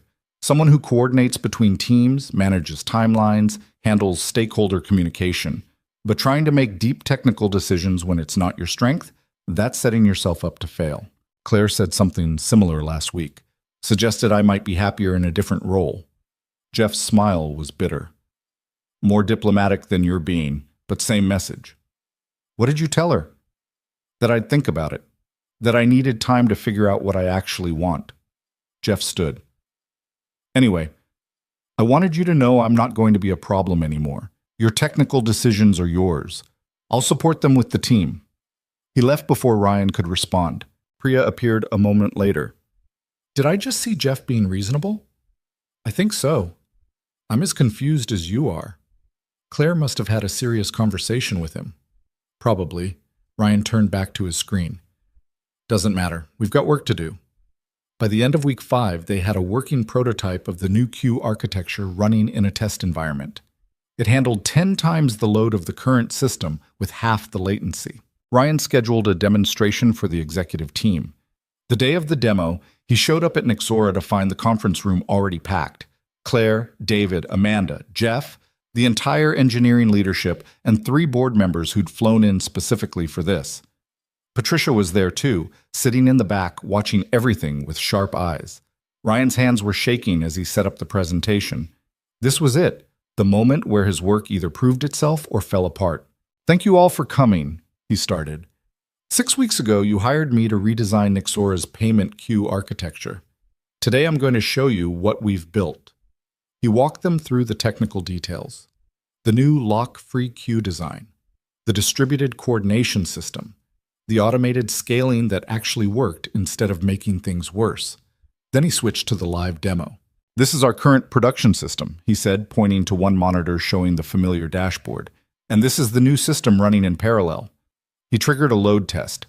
50,000 simulated transactions per second, the kind of spike that would normally bring the production system to its knees. The production dashboard started showing strain immediately. Latency climbing, error rates increasing. The new system barely noticed. Transactions flowing smoothly, latency flat, no errors. Someone in the room whispered, "Holy shit." Ryan let the test run for 5 minutes while the room watched in silence. The new system never wavered. "Okay, David said finally. When can we migrate production traffic to this? We're ready now, Ryan said. But I'd recommend a gradual rollout. Start with 5% of traffic, monitor for a week, then scale up incrementally. How long until full migration? 8 weeks if nothing goes wrong, 12 to be safe. Claire was smiling, actually smiling, not the controlled professional version. This is incredible, Ryan. Better than I'd hoped. The team deserves credit. Priya, Marcus, Lisa, they made this happen. I just designed it. Don't be modest, Patricia said from the back. Design is everything. Implementation is just execution. The meeting broke up with people congratulating Ryan, asking technical questions, making plans for the rollout. Ryan answered mechanically, his brain already moving to the next problem. Jeff approached as the room emptied. That was impressive, really impressive. Thanks. I talked to Claire this morning, told her I'm stepping back from technical leadership, transitioning to a program management role focused on cross-functional coordination. Jeff's expression was complicated. She's promoting Priya to VP of Engineering. That's the right call. I know it is. Doesn't make it feel less like a demotion. Jeff extended his hand. But I wanted to say this while I still have the clarity. You were right about the technical approach, about my limitations, about everything. I was too proud to admit it before. Ryan shook his hand. Takes courage to admit when you're wrong, or when you're just not built for something. Either way. Jeff released his grip. Good luck with the migration. I mean that. He left. Ryan stood alone in the conference room, looking at the monitors still displaying the test results.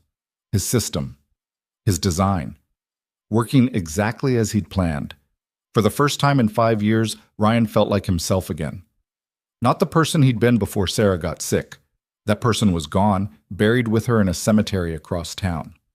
But someone new. Someone harder and clearer and less willing to be invisible. Someone who knew exactly what he was worth. His phone buzzed. Text from Ava. She'd borrowed Mrs. Chen's phone again. Mrs. Chen says you did something important today. Are you a hero?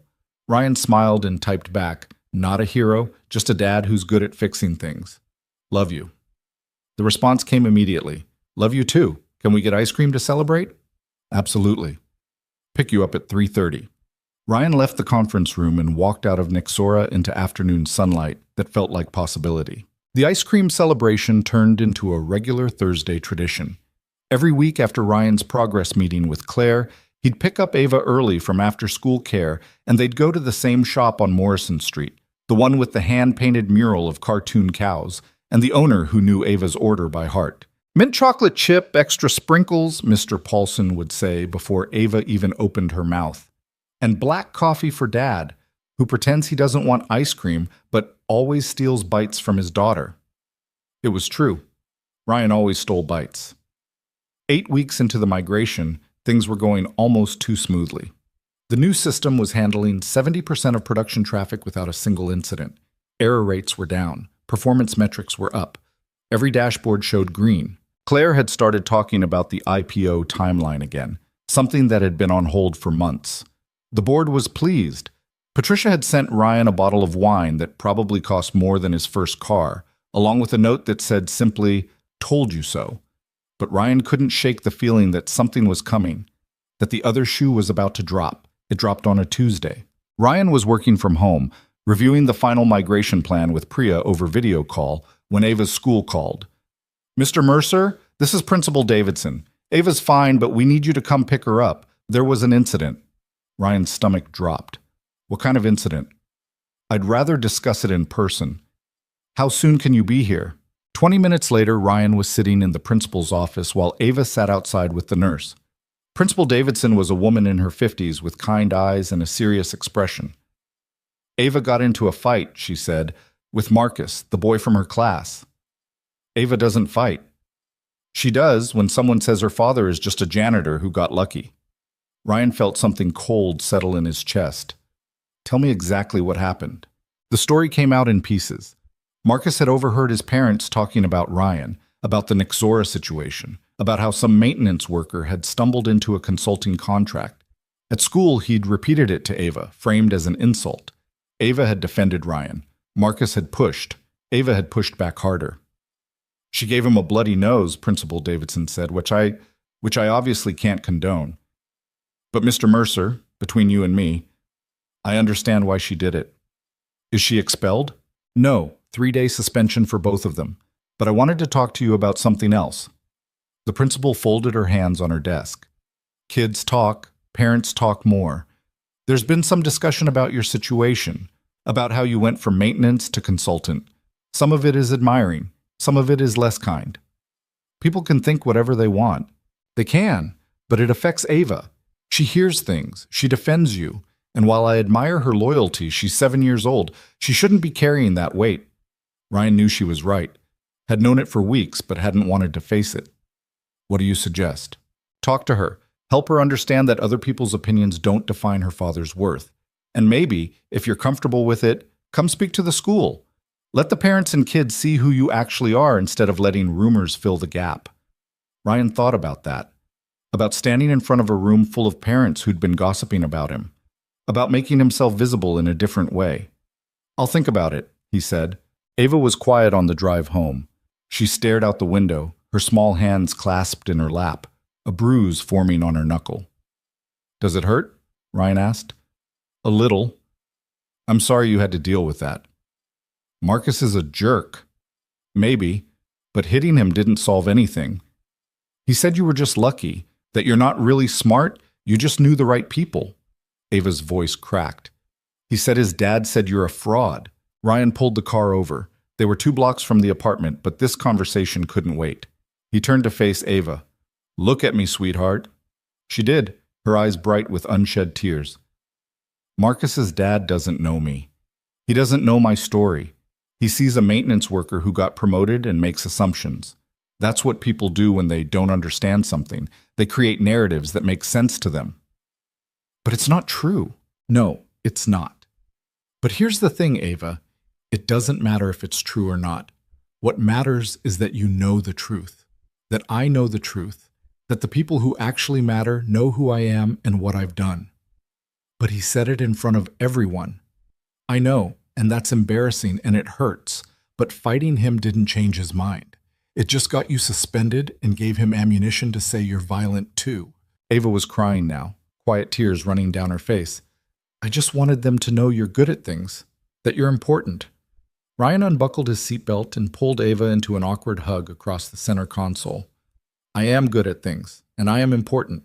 To you, to the people I work with, to myself. I don't need Marcus or his father to validate that. Then why does it hurt so much? Because you love me. And when someone you love is disrespected, it feels personal. That's normal. But baby, you can't fight everyone who says something mean about me. You'll spend your whole life fighting. Ava pulled back, wiping her eyes. What should I do instead? You know the truth. You hold on to that. And when people say untrue things, you can choose to correct them calmly, or you can choose to walk away. But violence isn't the answer. Even when they're being really mean, even then. They sat in the parked car for a few more minutes while Ava composed herself. Then Ryan drove the last 2 blocks home, his mind churning. That evening, after Ava was asleep, Ryan called Claire. We have a problem, he said. He explained the situation, the school fight, the rumors, the parents talking. Claire was quiet for a moment. I was afraid of this. The local tech blog ran a story last week about Nexora's turnaround. They mentioned you by name, called it a Cinderella story of a maintenance worker saving the company. I didn't authorize that. Our PR team did. They thought it was good publicity, human interest, underdog narrative, all that. Claire sighed. I should have warned you, should have anticipated the blowback. It's affecting my daughter. I know, and I'm sorry. What do you need from me? Ryan had been thinking about this all evening. I need to control my own narrative. The school wants me to come speak, tell my story directly instead of letting people speculate. I think I should do it, but I need your permission to talk publicly about my history with Nexora. The NDA... I know what the NDA says, but this isn't about disparaging the company. This is about being honest about my own life, about helping my daughter understand that my value isn't determined by job titles. Claire was quiet for a long moment. You know what? Do it. Talk to the school. Tell your story however you want. The board might push back, but I'll handle them. You sure? Ryan, you saved this company. More than that, you've transformed it. If telling your story helps your daughter, then tell it. Anyone who has a problem with that can talk to me. After hanging up, Ryan sat in the dark living room thinking about what he'd say. How to explain 5 years of loss and survival to a room full of parents and 7-year-olds. The presentation happened Friday afternoon in the school gymnasium. Principal Davidson had organized it as an assembly, all the 2nd and 3rd graders plus any parents who wanted to attend. Ryan had expected maybe a dozen parents. There were over 60. Word had spread. The maintenance worker turned consultant was coming to tell his story. People were curious. Ryan stood at the front of the gym, looking at the sea of small faces and judgmental parents, and felt his hands start to sweat. Then he saw Ava in the 3rd row, sitting next to Maya, giving him a thumbs up. He smiled and began. Hi, everyone. I'm Ryan Mercer, Ava's dad.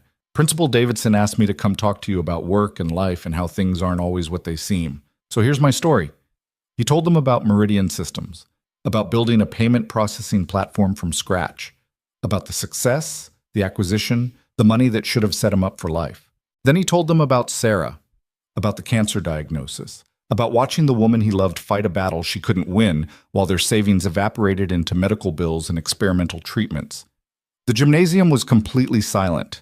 When Sarah died, I was 30 years old with a 4-year-old daughter and no money left. The non-compete clause from the acquisition meant I couldn't work in payment processing for any competitor. I tried to get hired as a consultant, as an architect, anything in my field. But I'd been out of the industry for 2 years taking care of my wife. My resume had a gap. My references were outdated. And honestly, I was a mess. People could see it. Ryan paused, looking at Ava. She was leaning forward, completely focused. So I took a maintenance job at Nexora, night shift, cleaning floors and emptying trash. It wasn't glamorous. It wasn't what I'd planned for my life. But it paid the bills and it let me be home for Ava in the mornings. That mattered more than prestige. Some of the parents were shifting uncomfortably. Ryan pressed on. I worked that job for 3 years, and you know what I learned? That there's no such thing as unimportant work. The engineers writing code, the maintenance workers keeping the building clean, the security guards making sure everyone's safe, we all matter. The janitor isn't less valuable than the CEO. We just have different roles. He saw a few parents nodding now. Others still looked skeptical. The night I fixed Nexora's system, I wasn't lucky. I was doing exactly what I'd been trained to do, what I'd spent a decade learning. The only difference was that someone finally gave me the chance to use those skills again. Claire Bennett, the CEO, saw a problem and cared more about solving it than about who solved it. That's what good leadership looks like. Ryan walked closer to where the kids were sitting. Here's what I want you all to understand. Your value as a person isn't determined by your job title. It's determined by how you treat people, how you solve problems, how you show up for the people you love. I was the same person whether I was emptying trash cans or redesigning payment systems. The work changed. I didn't. A hand went up in the back. Marcus, the boy who'd fought with Ava. Yes? Ryan said. Marcus stood up nervously. My dad said you just got lucky, that you were in the right place at the right time.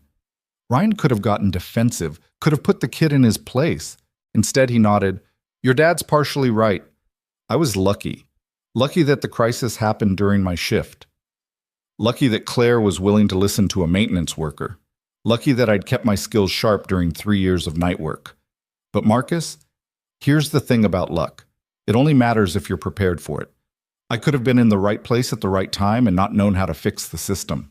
Then I'd just be a janitor who watched the company fail. He saw understanding dawn on a few faces. Luck is opportunity meeting preparation. I prepared for a decade. The opportunity came later. Both mattered. Another hand, a girl from Ava's class. Did you feel sad when you had to be a janitor? Sometimes, Ryan admitted. Sometimes I felt like I'd failed, like I'd wasted my education and talent. But other times I felt grateful. Grateful I had any job at all. Grateful I could provide for Ava. Grateful for the quiet hours where I could think and plan and remember who I was. He looked directly at Ava now. And I was grateful because those 3 years taught me something important. They taught me that I don't need other people's approval to have value. That my daughter's love matters more than professional success.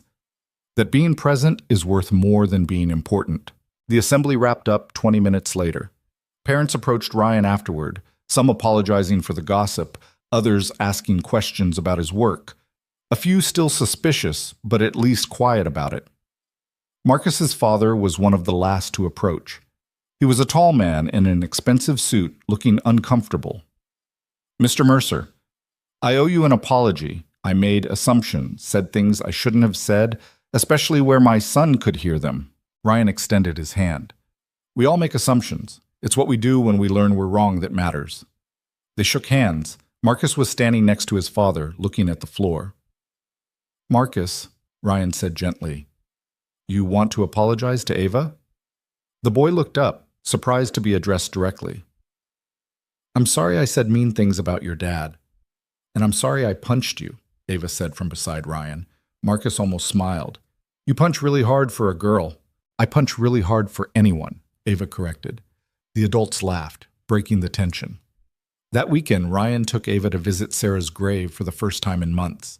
They brought flowers, daisies, Sarah's favorite, and sat on the grass in front of the headstone. "Do you think Mom would be proud of you?" Ava asked.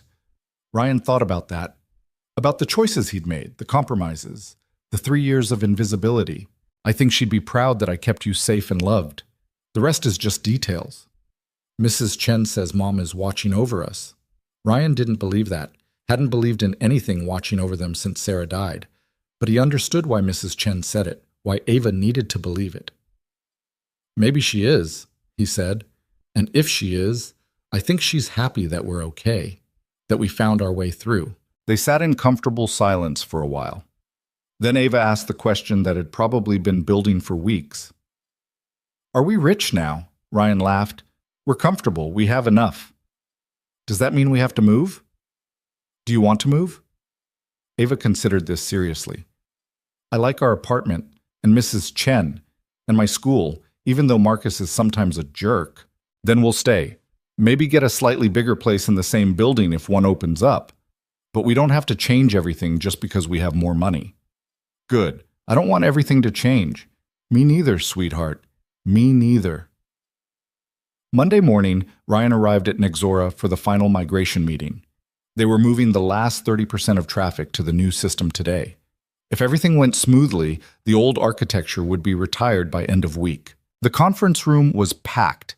Engineering team, executive leadership, board members on video call, everyone wanted to watch this moment. Priya was running point on the actual migration.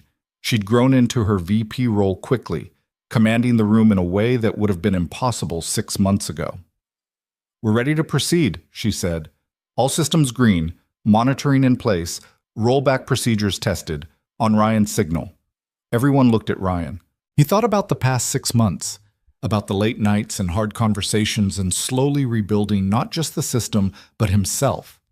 About learning that value wasn't about visibility, that importance wasn't about titles, that success was measured in more than stock prices and job descriptions. "Do it," he said. Priya typed the command. On the main display, traffic started shifting. 30%, 40, 50. The old system's load dropping as the new one absorbed everything. No errors, no latency spikes, just smooth, efficient processing. At 70%, someone in the room started clapping. Others joined. By the time they hit 100% migration, the whole room was applauding. Claire was smiling that genuine smile again. "Ladies and gentlemen, Nexora just became a completely different company, and we have Ryan and this team to thank for it." More applause. Ryan felt awkward and pleased and ready to be done with the attention. Patricia's face appeared on the video screen. "Ryan, remarkable work. The board would like to extend your contract, another 18 months, similar terms, focused on scaling architecture for our international expansion." Ryan had known this was coming, had spent the weekend thinking about his answer. "I appreciate the offer," he said, "but I'm going to decline." The room went silent. "You're declining?" Claire's voice was carefully neutral. "The system is built. Priya and her team can handle the scaling. They don't need me for that." Ryan looked around the room. "I set out to fix what was broken. It's fixed. Now I want to go back to having a life that isn't consumed by work." "We could reduce the hours," David offered. "Make it a part-time arrangement." "I know, But I don't want to be the guy you call every time there's a crisis. I don't want to be indispensable. I want to be a father who's present, a person who exists outside of work. I had that taken from me once. I'm not giving it away voluntarily again. Claire was watching him closely. What will you do? I don't know yet.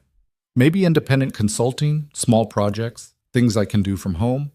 Maybe teaching, passing on what I know to people starting out. Maybe nothing for a while. Ryan shrugged. I have options now. That's more than I had 6 months ago. Patricia spoke from the screen. We'll miss you, Ryan, but I understand. Sometimes the smartest thing you can do is know when to walk away. The meeting broke up soon after. People congratulated Ryan, expressed disappointment he wasn't staying, asked if he'd reconsider. He remained polite and firm. Claire caught him in the hallway afterward. You're really leaving. I'm really leaving. I had plans for you, projects, leadership roles, a path to CTO if you wanted it. I know, but that's your path, Claire, not mine. She studied his face. You've changed. From that first night when you were just the maintenance guy trying to help, you're more confident now, more certain of yourself. I'm the same person. I just stopped apologizing for it. Fair enough. Claire extended her hand. Thank you, Ryan, for saving us, for building something that will outlast both of us here. Ryan shook her hand. Thank you for seeing me, for taking the chance. Not many CEOs would have listened to a janitor. Not many janitors could have done what you did. They stood there for a moment, two people who'd needed each other at exactly the right time, now ready to move forward separately. If you ever change your mind, Claire said, the door's open. I appreciate that, but I won't change my mind. Ryan's last day at Nexora was quiet. He spent it documenting everything, answering final questions, making sure Priya and the team had everything they needed. At 5 p.m., he packed up his temporary desk. There wasn't much to pack, and walked to the elevator. The engineering pod threw him a small party. Cake from the grocery store, coffee that wasn't terrible, genuine gratitude from people who'd benefited from his work. Priya hugged him. You changed my life, you know that, right? Not just the promotion, but showing me that technical competence matters more than politics. You did that yourself, Ryan said. I just gave you permission to believe it. Marcus, the senior engineer who'd been there that first night, shook his hand. You're a legend now, the janitor who saved Nexora. That story is going to get told for years. Probably embellished more each time, Ryan said. Definitely. By the time I retire, you'll have fixed it while fighting off hackers with one hand and rescuing a puppy with the other. Ryan laughed. Make sure the puppy is cute. I want my legend to have details. He left Nexora at 6:30 p.m., walking out into early evening light. The building looked the same as it had the first night he'd worked there, but everything else had changed. Or maybe nothing had changed except his understanding of it. He picked up Ava from after-school care, early, because he could now, and took her to their ice cream place. Is this still our Thursday tradition if it's Monday? Ava asked. It's our whenever we want tradition now, Ryan said. They sat at their usual table while Ava demolished her mint chocolate chip and Ryan drank coffee and stole bites. Daddy, Ava said, mint ice cream on her nose. Are you done being important now? Ryan wiped her nose with a napkin. I was never done being important. I was just important in different ways. Are you happy? It was such a simple question. 7-year-olds didn't complicate things unnecessarily. Yeah, baby, I'm happy. Good. Because you smile more now. I like when you smile. That night, after Ava was asleep, Ryan sat on the couch in their small apartment with the counters that didn't quite line up and thought about the future. He had money now, not wealthy, but comfortable, enough to give Ava opportunities, to stop worrying about every grocery bill, to breathe. He had options. Could consult, could teach, could build something new if inspiration struck. He had time. Mornings with Ava, evenings together, weekends that were actually weekends. He had himself back. Not the person he'd been before Sarah's death, that Ryan was gone, buried with her, but someone new, forged from loss and survival and the hard-won understanding that value didn't require validation. His phone buzzed, text from an unknown number. Hi, Ryan, this is Dr. Rachel Kemp from State University. Claire Bennett suggested I reach out. We're starting a new program training low-income students in software engineering, looking for industry professionals to teach part-time. Interested? Ryan read the message twice. Teaching. Passing on knowledge. Helping people who needed opportunities. That felt right. He typed back. Very interested. Let's talk. The response came quickly. Great. Are you free Wednesday afternoon? I'm free every afternoon now. Wednesday works. Ryan set down his phone and went to check on Ava one more time. She was sprawled across her bed, one arm hanging off the edge, the stuffed elephant that had been Sarah's last gift tucked under her chin. He adjusted her blankets, kissed her forehead. We did it, he whispered. We made it through. Ava mumbled something in her sleep that might have been, "Love you, Daddy," or might have been nothing. Ryan stood in the doorway for another moment, watching his daughter sleep, feeling the weight of the past 5 years finally lifting. They'd lost so much. Sarah, the company Ryan had built, years of stability and certainty, but they'd gained something too. Understanding, resilience, the knowledge that value came from within, not from job titles or bank accounts or other people's opinions. Ryan had been invisible for 3 years, had pushed a maintenance cart through corridors where people looked through him like he didn't exist, had accepted that invisibility because he'd thought it was the price of stability. But he'd been wrong. Invisibility wasn't stability, it was erasure. Being seen mattered, not for ego or validation, but because visibility meant possibility, meant opportunities, meant being able to help and teach and create and matter.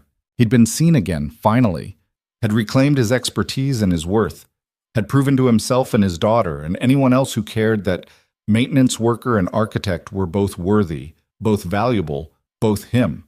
And now he was choosing what came next, not based on fear or desperation or the need to prove anything to anyone, but based on what mattered, time with Ava, work that fulfilled him, teaching others who'd been overlooked or underestimated. Ryan turned off the hallway light and went to his own room.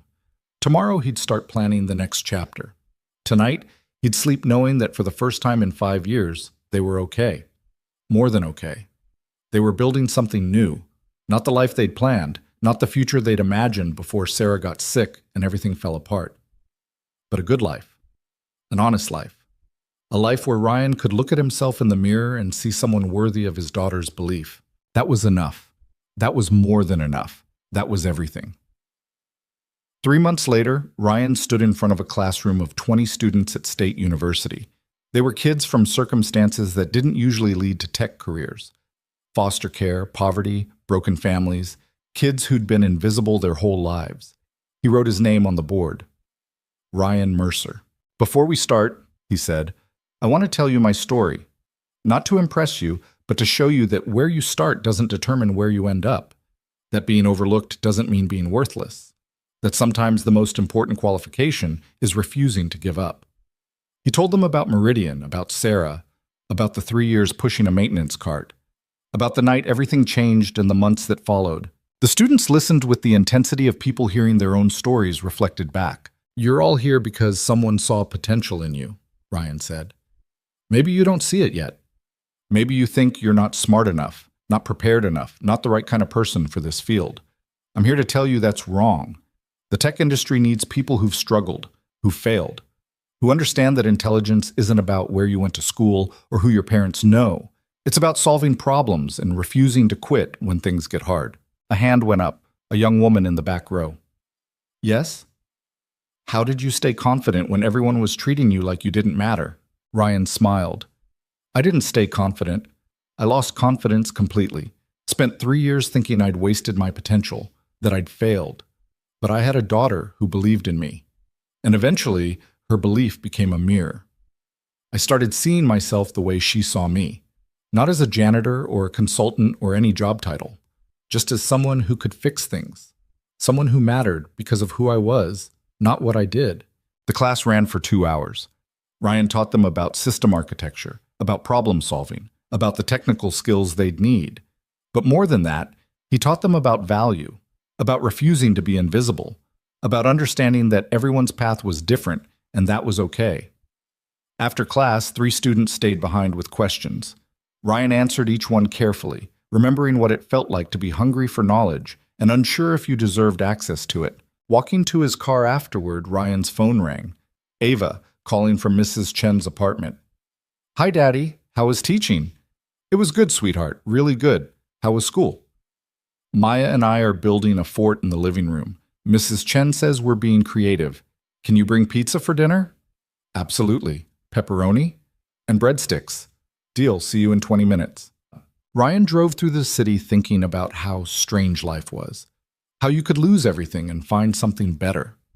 How you could be invisible and then seen and then choose your own visibility. How endings could become beginnings if you let them. He stopped for pizza, added breadsticks and a salad because Mrs. Chen would give him grief if he didn't include vegetables, and drove the last few blocks home. The apartment building still looked shabby in daylight, still had cracked steps and graffiti someone had half-heartedly painted over, still required the lift and turn trick on the front door, but it was home. The place where Ryan had survived the worst years of his life and come out stronger. He climbed the stairs, the elevator was broken again, and heard Ava's laugh through the door before he even knocked. Mrs. Chen opened it, rolled her eyes at the pizza box, and pulled him inside. "Your daughter has destroyed my living room," she announced. "Our fort is amazing," Ava corrected, emerging from a construction of couch cushions and blankets. "Come see, Daddy." Ryan set down the pizza and crawled into the fort with Ava. It was cramped and poorly engineered and absolutely perfect. "This is the best fort I've ever seen," he said seriously. "Better than the one we made last month?" "Way better. The structural integrity is much improved." Ava beamed. "I'm going to be an engineer like you when I grow up." "You can be anything you want," Ryan said. "Engineer, doctor, artist, teacher, whatever makes you happy. But you're happy being an engineer." "I'm happy being your dad," Ryan corrected. "The engineering is just what I do. It's not who I am." Ava thought about that. "Who are you then?" It was the kind of question only kids asked, cutting straight through to the essential truth. Ryan pulled his daughter close, holding her in the cramped fort made of cushions and love. "I'm the guy who fixes things," he said, "who loves you more than anything, who learned that being important and being visible are different things, and that the most important people are often the ones nobody sees." "I see you, Daddy." "I know you do, baby. That's what matters." They ate pizza in the fort, while Mrs. Chen complained about crumbs and laughed at their jokes. They watched a movie after dinner, Ava falling asleep against Ryan's shoulder halfway through like she always did. Later, after carrying Ava back to their apartment and tucking her into bed, Ryan stood at his kitchen window looking out at the city lights. He thought about the journey, about being someone important, then invisible, then important again, about learning that all of it was just perspective, just labels other people applied. The truth was simpler. He was Ryan Mercer, father, engineer, teacher, survivor. Someone who'd lost everything and built it back differently. Someone who'd learned that titles didn't define worth, that visibility didn't require validation, that the most important work often happened in the quiet moments nobody celebrated. He'd been invisible for 3 years. And in that invisibility, he'd found something essential. Not success or recognition or professional redemption. He'd found himself. The parts that mattered, the parts that couldn't be taken away by job loss or death or cruel circumstance. And that, Ryan thought as he turned away from the window and headed to bed, was worth more than any consulting contract or stock option or professional accolade. He was seen now by the people who mattered, by Ava, who'd never stopped believing, by students who needed someone to show them that their circumstances didn't define their potential, by himself, finally, after years of looking away. That was enough. More than enough. That was everything.